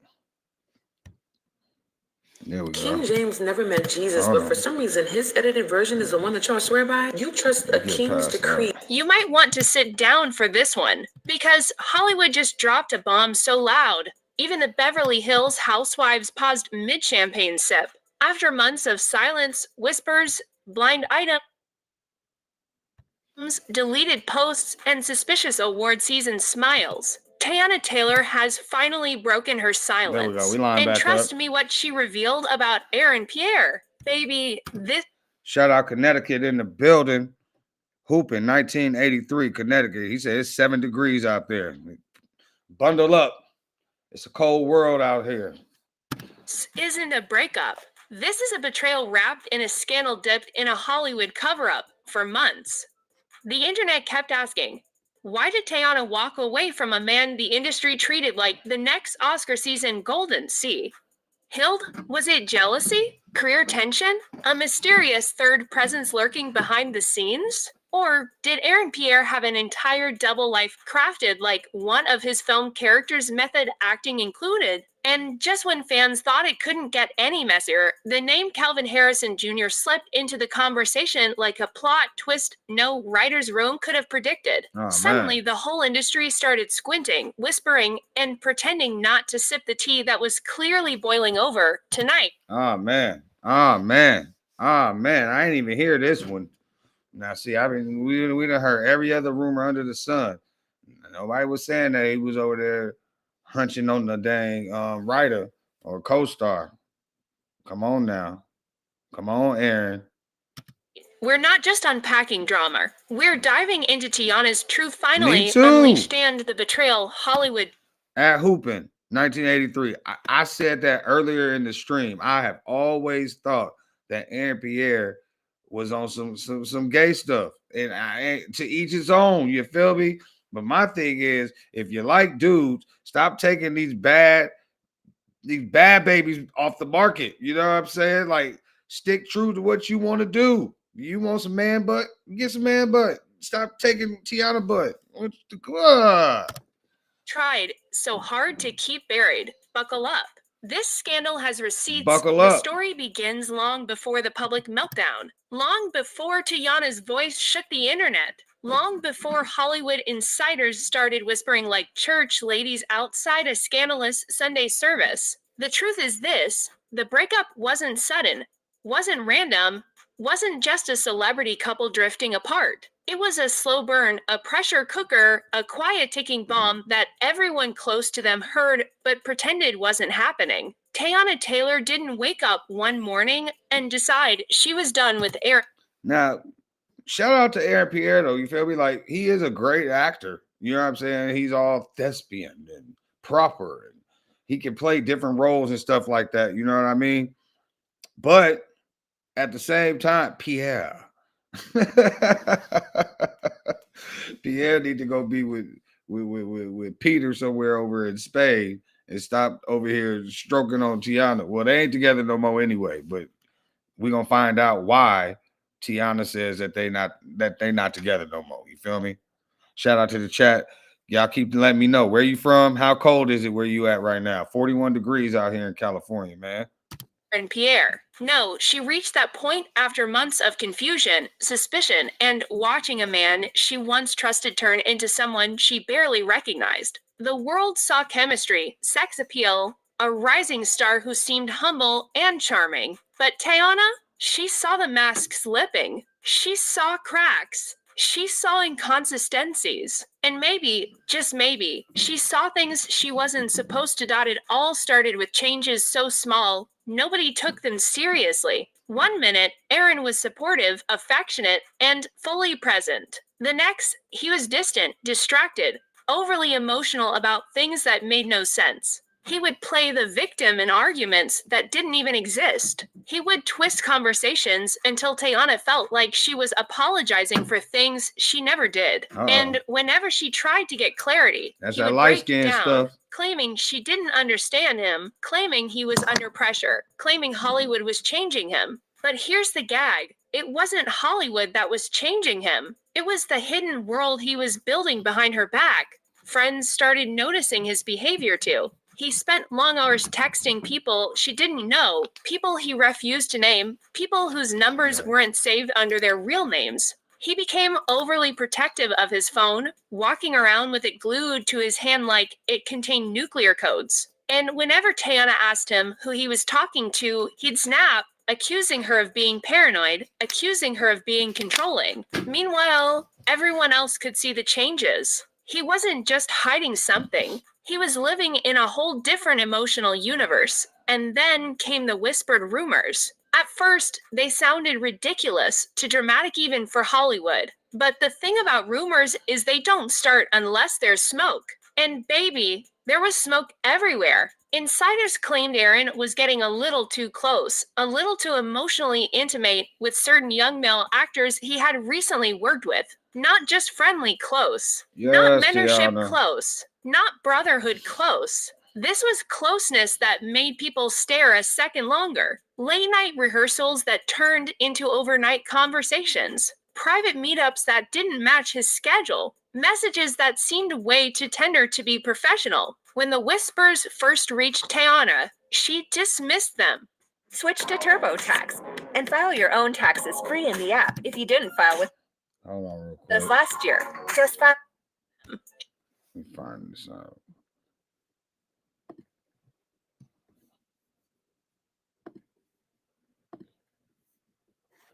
Shout out Lumi Legacy. I'm gonna subscribe to them too, so they don't say I'm using their content and I ain't tagged them. Shout out at Lumen Legacy. I done subscribe. Teamwork make the dream work. Appreciate the video. Let's keep this thing rolling. She believed in loyalty, in trust, in giving someone the benefit of the doubt. But doubt became harder to ignore when Aaron's behavior matched the rumors better than it matched the truth. He became overly defensive whenever someone mentioned those boys. He would over-explain or under-explain, depending on the day. One moment he'd claim they were just talented kids he wanted to uplift. The next, he'd shut down the conversation entirely, acting like mentioning their names was an attack. And yet, he was showering them with attention he wasn't giving to the woman he lived with. He'd cancel plans with Teyana, but show up instantly for these boys' emergencies, which always seemed to happen at strange hours. Even people outside their inner circle noticed the shift. They saw him comforting these boys in ways that made people raise an eyebrow. They saw emotional dependency that didn't match a mentorship. They saw affection disguised as vulnerability. And they saw Teyana trying to hold all of this together while the world assumed everything was perfect. But that wasn't even the real breaking point. The real breaking point came when one of Aaron's closest industry friends... He too pretty. That nigga too pretty, man. No Diddy. You feel me? Like, he looked like he be kissing on boys. Ain't nothing he could have done with Boss Queen at all. At all. I felt like he was out of his league as soon as they even said that, what you call it, that he was with Teyana Taylor. If anything, I think she put it on him too much to the point where he was like, I have to go to the dudes now, because he was not, she was more of a man than he was. That's how I was feeling when I seen that. Is that what the case was? I have no idea. But at the end of the day, that thing did not last long at all. Accidentally slipped during a party conversation. They mentioned a trip Aaron took.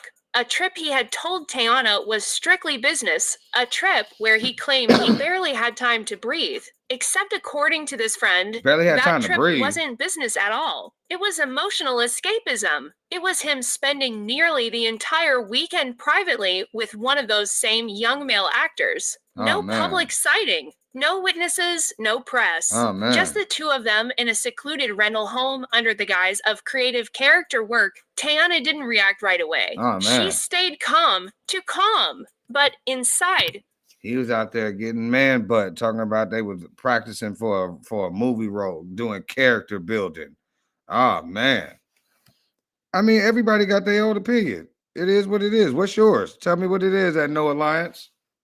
She felt something break. Not because she believed Aaron had cheated in the traditional sense, but because she realized she had been sharing her life with someone emotionally bonded to everyone except her. Someone who fed everybody his softness, but gave her only stress. Someone who created intimacy with strangers, but conflict with the person who loved him. Someone who seemed more alive around these boys than he did around his own partner. And then the Kelvin Harrison Jr. When I said kissing on boys too, I wasn't meaning like kissing on little boys. I'm talking about him as a boy. So kissing on another man, if that make it better for you, talking about. Situation hit like a meteor. Suddenly, the closeness that people had whispered about wasn't limited to boys trying to break into the industry. No, Kelvin was an established star, respected, talented, charismatic, and very used to generating award season buzz. And out of nowhere, Aaron started talking about Kelvin like he hung the moon. Everything Kelvin did was brilliant, genius, inspiring. He would drop Kelvin's name into conversations where it didn't belong. He would defend him like they shared a soul. And the industry noticed the shift instantly. Every red carpet photo, every backstage clip, every awards event showed an energy between the two that didn't look casual. It looked wrapped in something unspoken, something emotional, something that made people whisper even louder than before. Teyana tried to talk to Aaron about it, but his defensiveness became explosive. He accused her of being jealous, insecure, unable to handle his friendships. But Teyana wasn't insecure, she was observant. She saw the way Aaron lit up around Kelvin, the way his voice softened, the way his body language shifted. She saw how quickly Aaron would drop everything if Kelvin called. Oh, look, I'm getting a call from one of those unknown numbers. Have you tried reversephone.com? Reversephone.com? Yeah, we all get numbers from calls. What y'all think, man? Y'all think? Now, it could be important, right? I think Aaron Pierre got some sugar in his tank. Shifted. She saw how quickly Aaron would drop everything if Kelvin called. She saw how deeply Aaron valued Kelvin's validation. And she saw how their bond crossed lines that partners weren't supposed to ignore. This wasn't about sexuality. It was about loyalty, emotional honesty, respect, boundaries, and Aaron broke all of them without hesitation. We almost lined back up. World still thought Teyana was holding onto a perfect relationship, but behind the scenes, she was dealing with a man who had emotionally checked out long before he physically walked away. A man who was I'm just a little high, y'all. Give me 2 seconds. chasing something she couldn't see, but could definitely feel. A man who seemed to be searching for connection everywhere except at home. The moment everything truly fell apart was the night she saw a message pop up on Aaron's phone. It wasn't explicit. It wasn't incriminating, but it was intimate. To intimate. The kind of message that two people send when they share a bond deeper than they admit. Sir. The kind of message that confirms. At Hoop in 1983, I totally agree. You get it, sir. You get it. Every whisper, every suspicion, every doubt she tried to ignore. She stared at that message and knew instantly this wasn't a partnership anymore. This was her carrying emotional weight while he explored connections he never confessed to. That was the night she realized she couldn't fix what wasn't hers to repair. And that was the night she decided her silence was over. The moment she realized she couldn't fix what wasn't hers to repair changed everything. She didn't scream. She didn't cry. She didn't make a scene. She simply sat there in the dim glow of the living room lamp, staring at the message that confirmed the emotional betrayal she had been feeling. Once again, shout out to the chat. Shout out to the stream, man. Appreciate y'all tuning in. Make sure y'all like the video. Press the like button. If you have not subscribed, please subscribe. We are on our way to our 500 mark. You know what I'm saying? I'm taking this page serious right now. We're 33 days straight streaming here on YouTube and on Twitch. So once again, thank y'all. Press the like button, subscribe. Back to the video. For months. A simple line of warmth from someone who wasn't supposed to have that level of access to Erin's heart. She didn't even need the context. The tone alone told her the truth. It told her there were conversations she never heard, moments she never witnessed, emotional exchanges she was never a part of. It told her he had already given pieces of himself to someone else. Maybe multiple someone else's, and none of them were her. It told her she was the last to know in a relationship that she thought she was holding together. When Erin finally walked into the room, he didn't know she'd seen anything. He didn't sense the shift, and that told her something too. A man who felt guilty would have noticed. A man who cared would have fumbled, stuttered, shown signs of discomfort. But Erin walked in casually, humming some melody he probably stole from his latest emotional muse. That calmness told. Emotional muse. That calmness told her he'd been living a double life long enough to be comfortable with it. So she stayed silent, because silence wasn't weakness this time. It was strategy. What makes this whole thing even messier is that the outside world still believed they were a united front. Red carpets, soft smiles, award season energy, fans screaming about how beautiful their bond looked. But behind the scenes, Teyana was living with a man who gave her the performance version of himself, while the real version was reserved for secret emotional attachments and industry friendships that were starting to look like situationships. She had played along with the Fawade for as long as she could, hoping maybe he would snap out of it, hoping maybe the emotional fog surrounding him would lift. But instead, he drifted further away, deeper into the orbit of people who fueled his ego and stroked his artistic insecurities. The Calvin Harrison Jr. situation took everything to a new level, because the closeness wasn't subtle anymore. It wasn't something she could pretend not to see. They shared inside jokes that she wasn't a part of, deep eye contact that lasted too long, and private conversations that seemed to carry more emotional weight than anything he shared at home. Their bond made people uncomfortable in a way nobody wanted to articulate out loud. It was vulnerability disguised as collaboration. It was support disguised as devotion. It was to men acting like they were sharing one emotional brain cell and loving every second of it. At one industry event, Teyana watched as Erin leaned in to whisper something to Calvin. Not a quick comment. A slow, soft whisper that made Calvin smile in a way that said the joke wasn't meant for anyone else. She stood there, drinking water she suddenly wished was tequila, trying to figure out when she had become background noise in her own relationship. When the event ended, Erin asked why she was so quiet.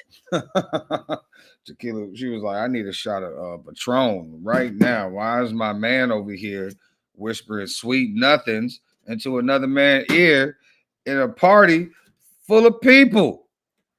Yeah. She didn't bother explaining. What was the point? She wasn't competing with another woman. She was competing with a world he built outside their home, full of emotional intimacy and hidden connections she didn't sign up for. The cracks widened quickly after that. Erin became even more guarded, disappearing for hours under the excuse of creative work, only for fans to catch glimpses of him sharing moments with those same young male actors who kept orbiting high. As life, there were videos of him hugging them in ways that looked like comfort or At No Alliance, I respect that. I respect that.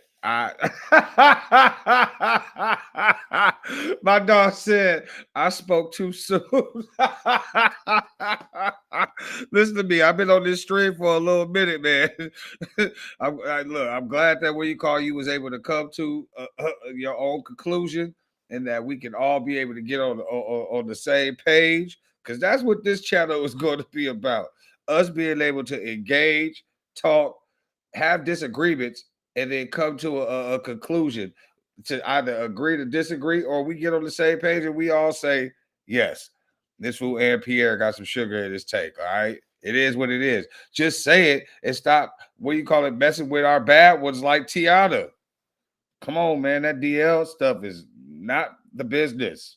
Closeness or something else entirely depending on who was watching. And the internet did what it does best. It speculated. It analyzed. It compared timestamps. It found matching outfits, matching captions, matching energy. The whispers became louder. The blogs became bolder. And Teyana realized she was losing control of the narrative while also losing grip on her personal life. What hurt her most wasn't the rumors themselves. It was that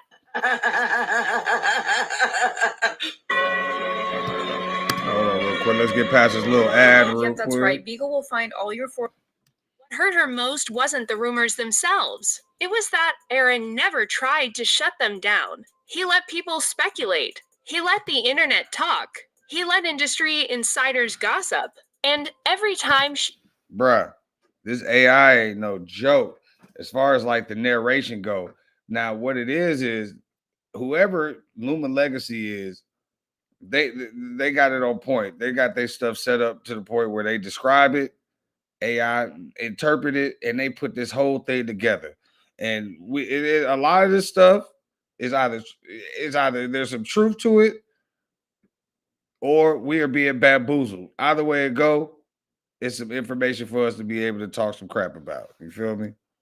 you brought it up, he turned it into an argument about trust. He acted like she was overreacting, like the emotional intimacy he shared with these boys and with Kelvin was harmless, normal, innocent. But nobody in Hollywood believed it was innocent. Not when late night visits became early morning returns. Not when private dinners became full weekends. Not when emotional breakdowns in front of these boys became more frequent than honest conversations at home. The emotion.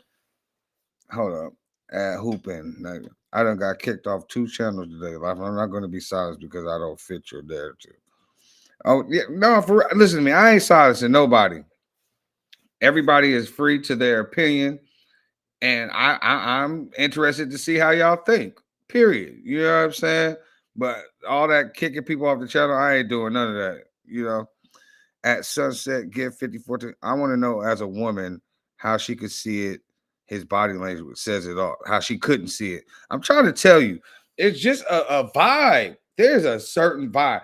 I'm not gonna say that he didn't like her and that he wasn't attracted to her, but women is not his first choice. That's how I look at it. You know what I'm saying? Allegedly, all this is allegedly. I'm just saying, but like it's wild, man. Like there's a difference between being proper and suspect. I don't even know what words to use. Like you can just see it in a dude. Like when he walk or how he talk, you be like, man, he got a little something going on. It is what it is, but that ain't my speed because that ain't who I am. It's I don't know, man. Distance between them became so wide that even their closest friends noticed. People who once admired them as a power couple started giving her sympathetic looks. Hey, like I said, make sure y'all press that like button if you enjoying the video so far. Make sure y'all subscribe. Please subscribe if you ain't subscribed yet. People who knew Aaron started pulling her aside to ask. Shout out again at Sunset Gift 5014. Thank you for the comment. If she was okay.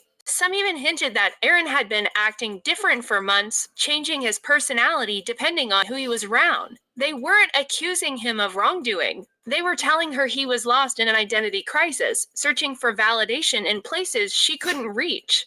Things reached a boiling point when a private message between Aaron and Kelvin leaked online. It wasn't graphic. It wasn't obviously romantic, but it was tender. Too tender? The kind of language people reserve for someone they feel deeply connected to. And the internet reacted instantly. The message went viral within hours. Fans dissected every line, every comma, every word choice. Some defended Aaron, saying it was normal friendship.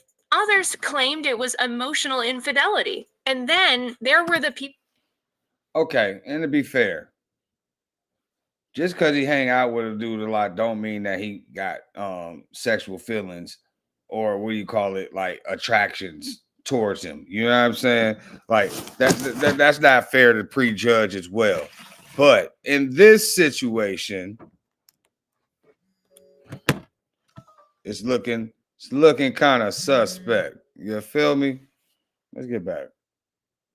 People who believed this message was only the tip of an iceberg. Teyana didn't respond publicly, but privately, she felt humiliation settle into her chest. She had protected him for so long. She had defended him. She had stood by him. And this was the repayment. Not just emotional betrayal, but public embarrassment.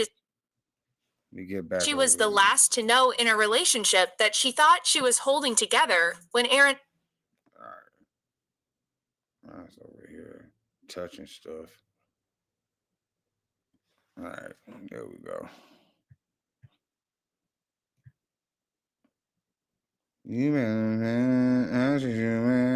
Does your name start with one of the letters? 2 seconds. We get right past this ad. If it does, don't ignore this video because the universe has a message for you. I can see that. But instead, he drifted further away, deeper into the orbit of people who fueled his ego and stroked his artistic insecurities. The Kelvin Harrison Jr. situation took everything to a new level because the closeness wasn't subtle anymore. It wasn't something she could pretend not to see. They shared inside jokes that she wasn't a part of, deep eye contact that lasted too long, and private conversations that seemed to carry more emotional weight than anything he shared at home. Their bond made people uncomfortable in a way nobody... Okay, shout out at Thin-X9M. She isn't way out his league. I mean, to each his own opinion. You feel me? To me, I feel like like she is on some on a hood level. That not on a status level. I'm talking about more on a cultural level. Like he grew up like with probably with a white mom and a black dad or something like that, and she grew up with 2 black parents that was, you know, part of the culture like that. You feel me? I don't know how to say it. Like I'm not saying like she was too good for him. No, when we say out of his league, I'm talking about like he didn't know what he was signing up for. Coming at like trying to tame this hood baby that just is glamorous at the same time. You feel me? Wanted to articulate out loud. It was vulnerability disguised as collaboration. It was support disguised as devotion. It was to men. Okay. Emotionally connect. See, there's levels to all of this. You feel me? Because what do you call it? The only way that you can have like somebody be like a brother is if you connect to them on a different emotional level, like than you would just some regular person in the street. So I can understand that. But like when it starts to get on an intimate level, like as if how you would have with a female, that's when it start getting suspect and sugary. You feel me? I feel you on that. Hoop in 1983. Acting like they were sharing one emotional brain cell and loving every second of it. At one industry event, Teyana watched as Aaron leaned in to whisper something to Kelvin. Not a quick comment. A slow, soft whisper that made Kelvin smile in a way that said the joke wasn't meant for anyone else. She stood there, drinking water she suddenly wished was tequila, trying to figure out when she had become background noise in her own relationship. She said she needed when a the shot. event ended, Aaron asked why she was so quiet. She didn't bother explaining. What was the point? She wasn't competing with another woman. She was competing with a world he built outside their home, full of emotional intimacy and hidden connections she didn't sign up for. The cracks widened quickly after that. Aaron became even more guarded, disappearing for hours under the excuse of creative work. only for fans to catch glimpses of him sharing moments with those same young male actors who kept orbiting high. As life, there were videos of him hugging them in ways that looked like comfort or closeness or something else entirely depending on who was watching. And the internet did what it does best. It speculated. It analyzed. It compared timestamps. It found matching outfits, matching captions, matching energy. The whispers became louder. The blogs became bolder. And Teyana realized she was losing control of the narrative while also losing grip on her personal life. What hurt her most wasn't the rumors themselves. It was that Aaron never tried to shut them down. He let people speculate. He let the internet...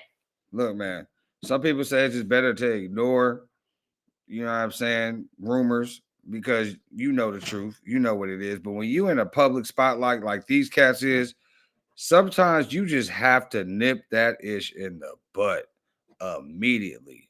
No pun unintended. You feel me? Aaron, he should have been shut that down, especially if he really wanted to stay with Teyana. But as you see, that thing is over. So what was his next move? You know what I mean? Y'all tell me, what y'all think Pierre doing right now? Talk. He let industry insiders gossip. And every time she brought it up, he turned it into an argument about trust. He acted like she was overreacting, like the emotional intimacy he shared with these boys and with Kelvin was harmless, normal, innocent. But nobody in Hollywood believed it was innocent. Not when late night visits became early morning returns. Not when private dinners became full weekends. Not when emotional breakdowns in front of these boys became more frequent than honest conversations at home. The emotional distance between them became so wide that even their closest friends noticed. People who once admired them as a power couple started giving her sympathetic looks. People who knew Aaron started pulling her aside to ask if she was okay. Some even hinted that Aaron had been acting different for months, changing his personality depending on who he was around. They weren't accusing him of wrongdoing. They were telling her he was lost in an identity.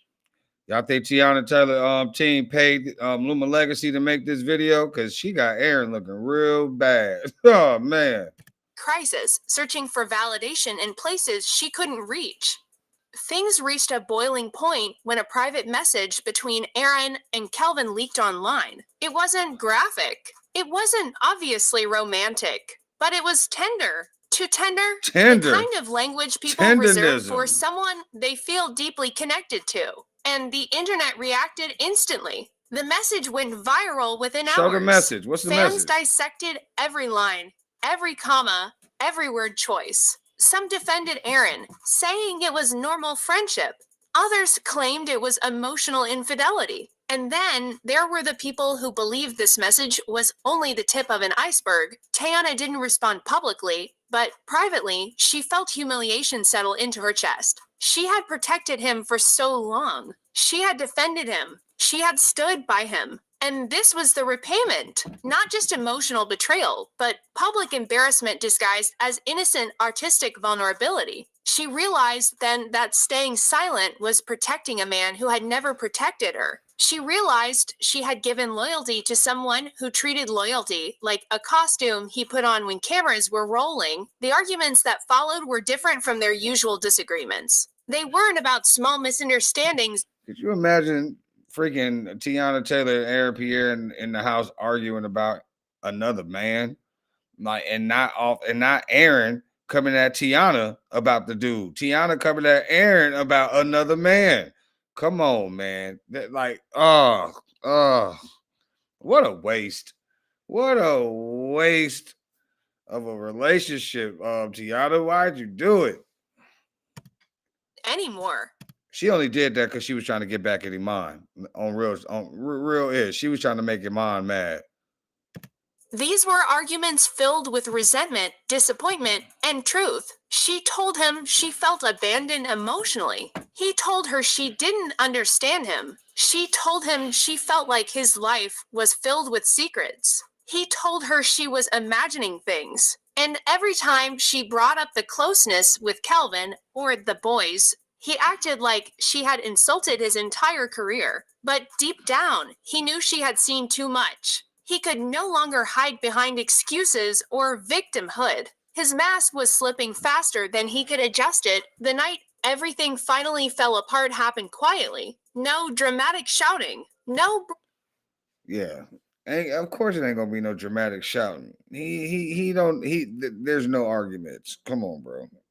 When the black woman get mad, bro, let her have that. Cause I'm not going back and forth at all. At all. Shout out to the 85 people in the chat, in the stream. Make sure y'all put where y'all from and how cold it is. It's 41 degrees out here in Menifee, California. People talking about we get cold when it turns 60. Well, that's an extra 19 degrees lower than 60, okay? That part. Appreciate y'all tapping in.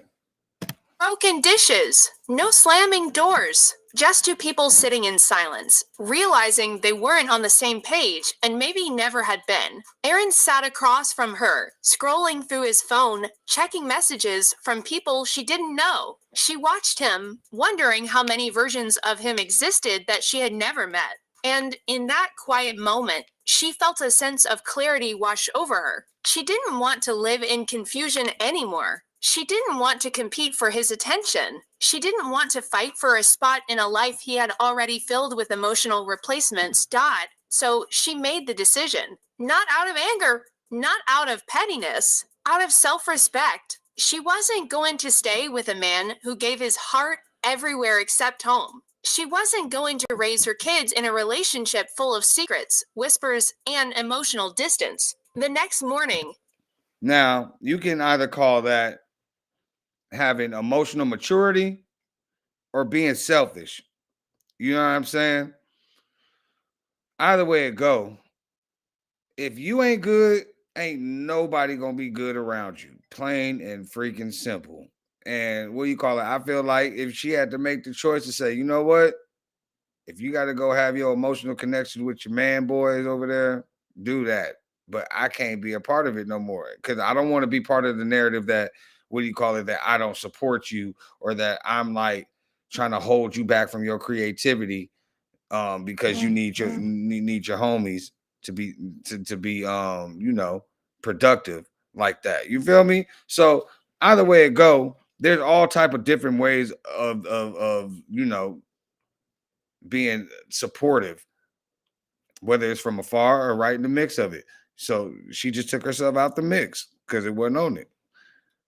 It was some 60 over here, 70 degree mass snow. That's wild. That's wild over there. Heck no. No, it's definitely 41 degrees here.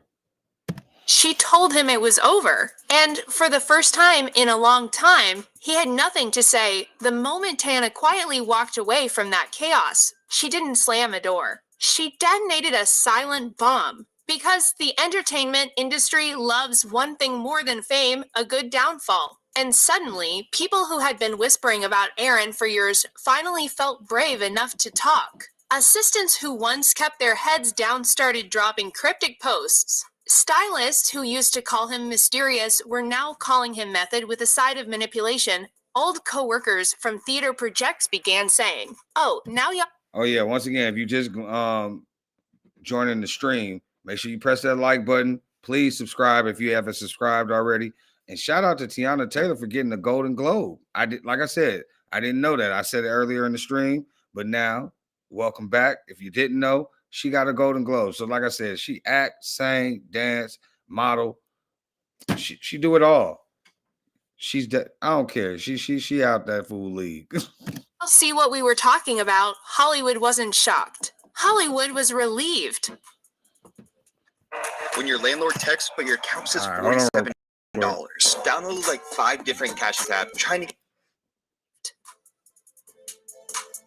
It was like everyone had pretending he was deep because he spoke slowly and stared into the distance like a poet who reads his own Instagram captions for emotional nourishment. But now, they were ready to expose him like an unfiltered close-up. And here's where the story... Okay, so earlier in the video, shout out at Beautiful Butterfly Cap. In the earlier, you got to go all the way to the beginning of the video and you'll see like the first like 35, 40 minutes it is handling that situation. At the end of the day, they be clickbaiting the hell out of me, and I be like, all right, man, we're gonna see what y'all talking about. You know what I'm saying? But they were saying that, what do you call it, apparently that she has some medical things going on, and that was part of the reason why her and Aaron broke up so suddenly without nobody having no explanations. But in this part of the video, it's talking about how, what do you call it, Aaron over here is allegedly man boying over there. He like boys more than he like Teyana Taylor fine self, and that's a problem. So in the midst of that as well, her and Iman Shumpert used to have, really risky activities going on, having threesomes and such. And so, what do you call it?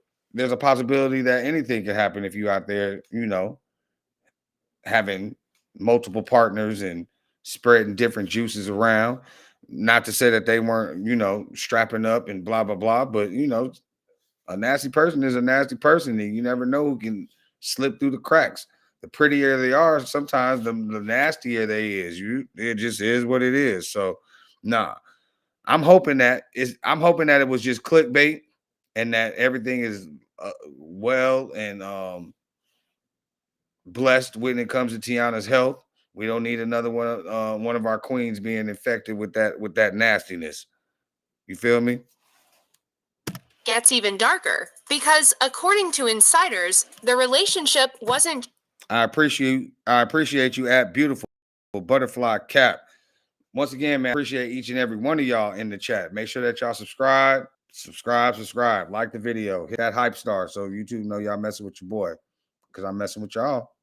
Just romantic chaos. It was a full-blown psychological chess game. Every time Teyana tried to pull back, he allegedly responded with dramatic, manipulative episodes. We're talking midnight monologues about abandonment, existential spirals, crying on cue, the whole audition in the living room performance. And the wild part? People claim he did the exact same thing with Calvin Harrison Jr., except this time, it wasn't a love story. It was a slow, subtle pull of emotional control wrapped in creative bonding. Because, according to crew members, Aaron has a pattern. He gets close to someone, builds trust, then uses that emotional access like leverage. One moment he's vulnerable. The next moment he's rewriting your boundaries and calling an artistic connection. People close to the situation say Teyana started noticing the overlap. The little things first. The way Aaron would get strangely defensive whenever Calvin's name came up.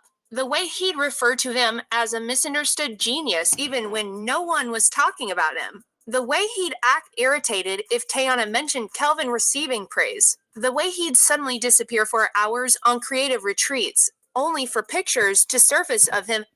Oh, wow. I'm going to use that. I'm like, man, I need to go on a creative retreat. I'm out. Having cozy, overly intimate conversations with Calvin on set. And let's be honest, maybe it really was just friendship. Maybe it was artistic bonding. Maybe it was two talented men sharing a craft. But when your partner is acting sketchy, secretive, and overly attached to one particular person, it doesn't matter if the relationship is romantic or not. It feels like betrayal. But the most shocking revelations came from someone who worked on a project with both Aaron and Calvin. They claimed that multiple cast members noticed Aaron displaying possessive behavior, almost like he wanted to control Calvin's emotional energy. Whenever Calvin talked to someone else, Aaron allegedly inserted himself. Whenever Calvin got a compliment, Aaron claimed he helped him unlock that emotional depth. And whenever Calvin had a big moment, Aaron allegedly said things like, "They don't understand him like I do," again. Maybe it wasn't romantic. Maybe it wasn't physical. But emotional entanglement can be just as destructive. All right, Jada and that's Will. exactly what people think Teyana realized too late. Because according to a source, she began to feel like she was sharing her relationship with a man who wasn't even in her relationship. Not in a love triangle way, but in a my partner's emotional loyalty is somewhere else way. Because when one person starts treating another adult like an emotional lifeline, that becomes the third ghost in the room. And when Teyana allegedly confronted Aaron about it, He didn't reflect, didn't apologize, didn't reassure her. Instead, he allegedly spiraled into the same pattern: guilt, tears, drama, monologues, which left her exhausted, drained, and mentally done. This is when the industry started whispering. Suddenly, casting directors were hinting that Aaron's dedicated emotional depth was actually mood swings. Producers claimed he was intense to work with in a way that isn't cute. Shout out to Teyana Taylor team paying these people for making this video, because she got Aaron looking like a straight simp, man. Allegedly. Anymore. Makeup artists said he'd stare in the mirror too long, psyching himself into character like he was summoning spirits. And people who once thought he was mysterious now started saying he was manipulative, controlling, and dangerously good at flipping narratives. Because the shocking pattern was this: every time a relationship ended, romantic or platonic, the other person came out looking like the villain. And Aaron came out looking like the misunderstood prophet of deep emotions. And once Teyana ended things, the pattern got the misunderstood prophet of deep emotions. That's awesome.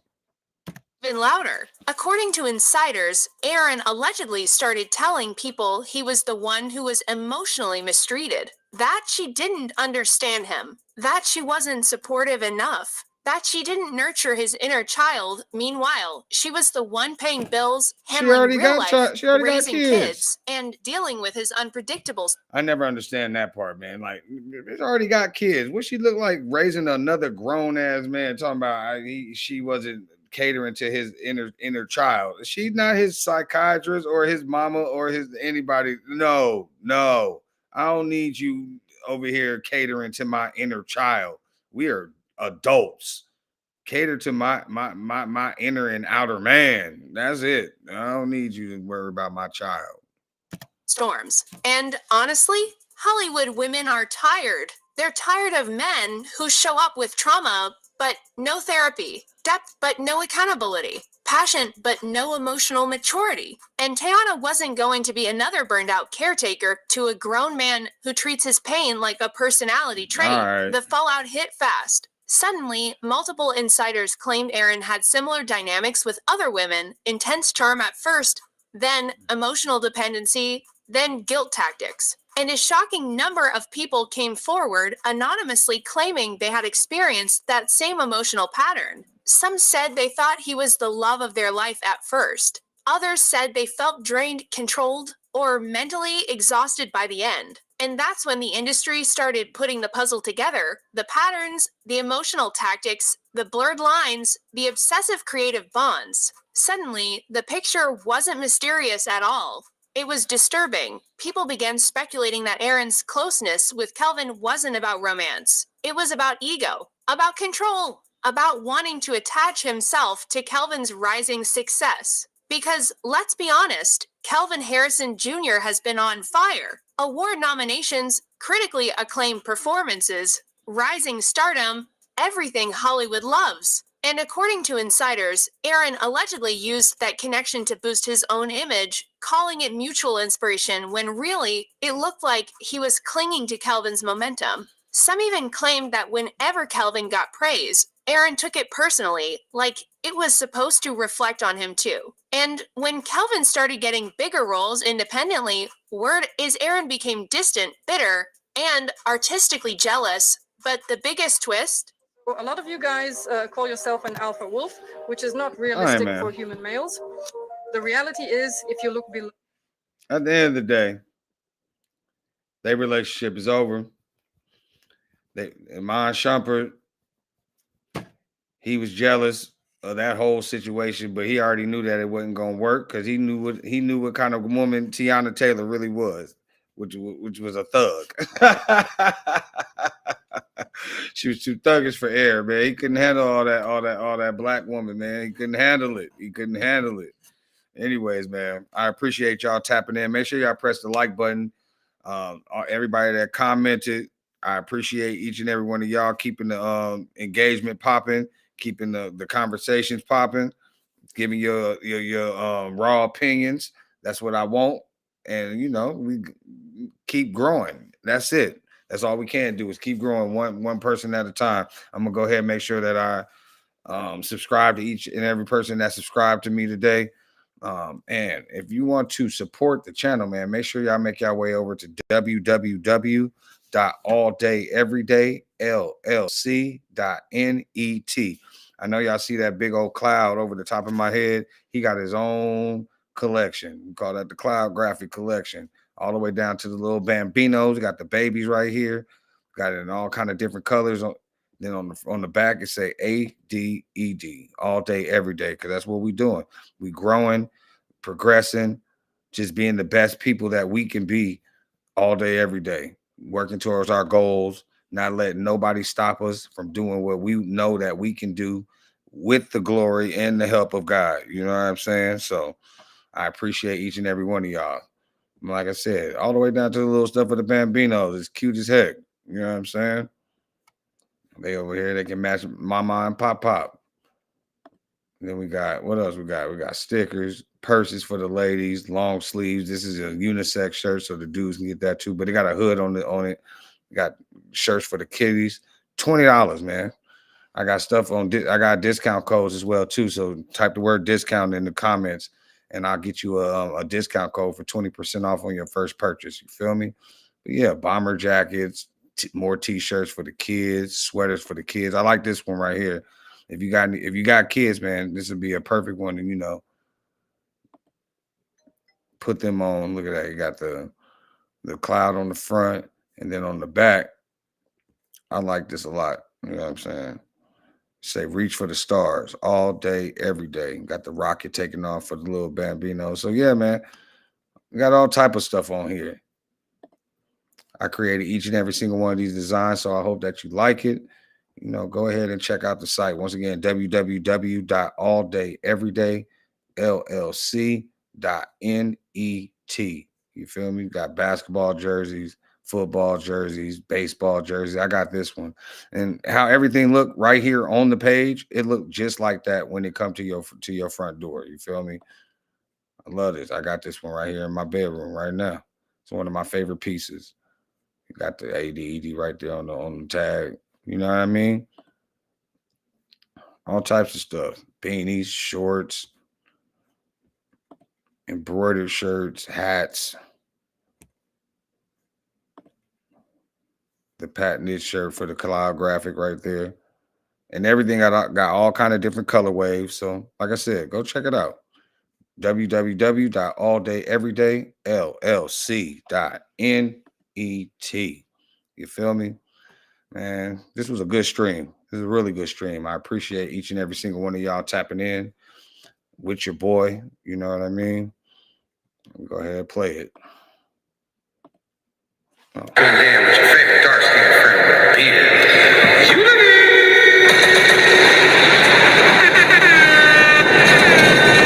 That part, man. Make sure y'all subscribe, share,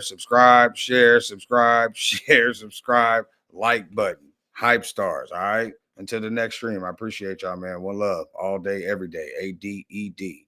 Yeah.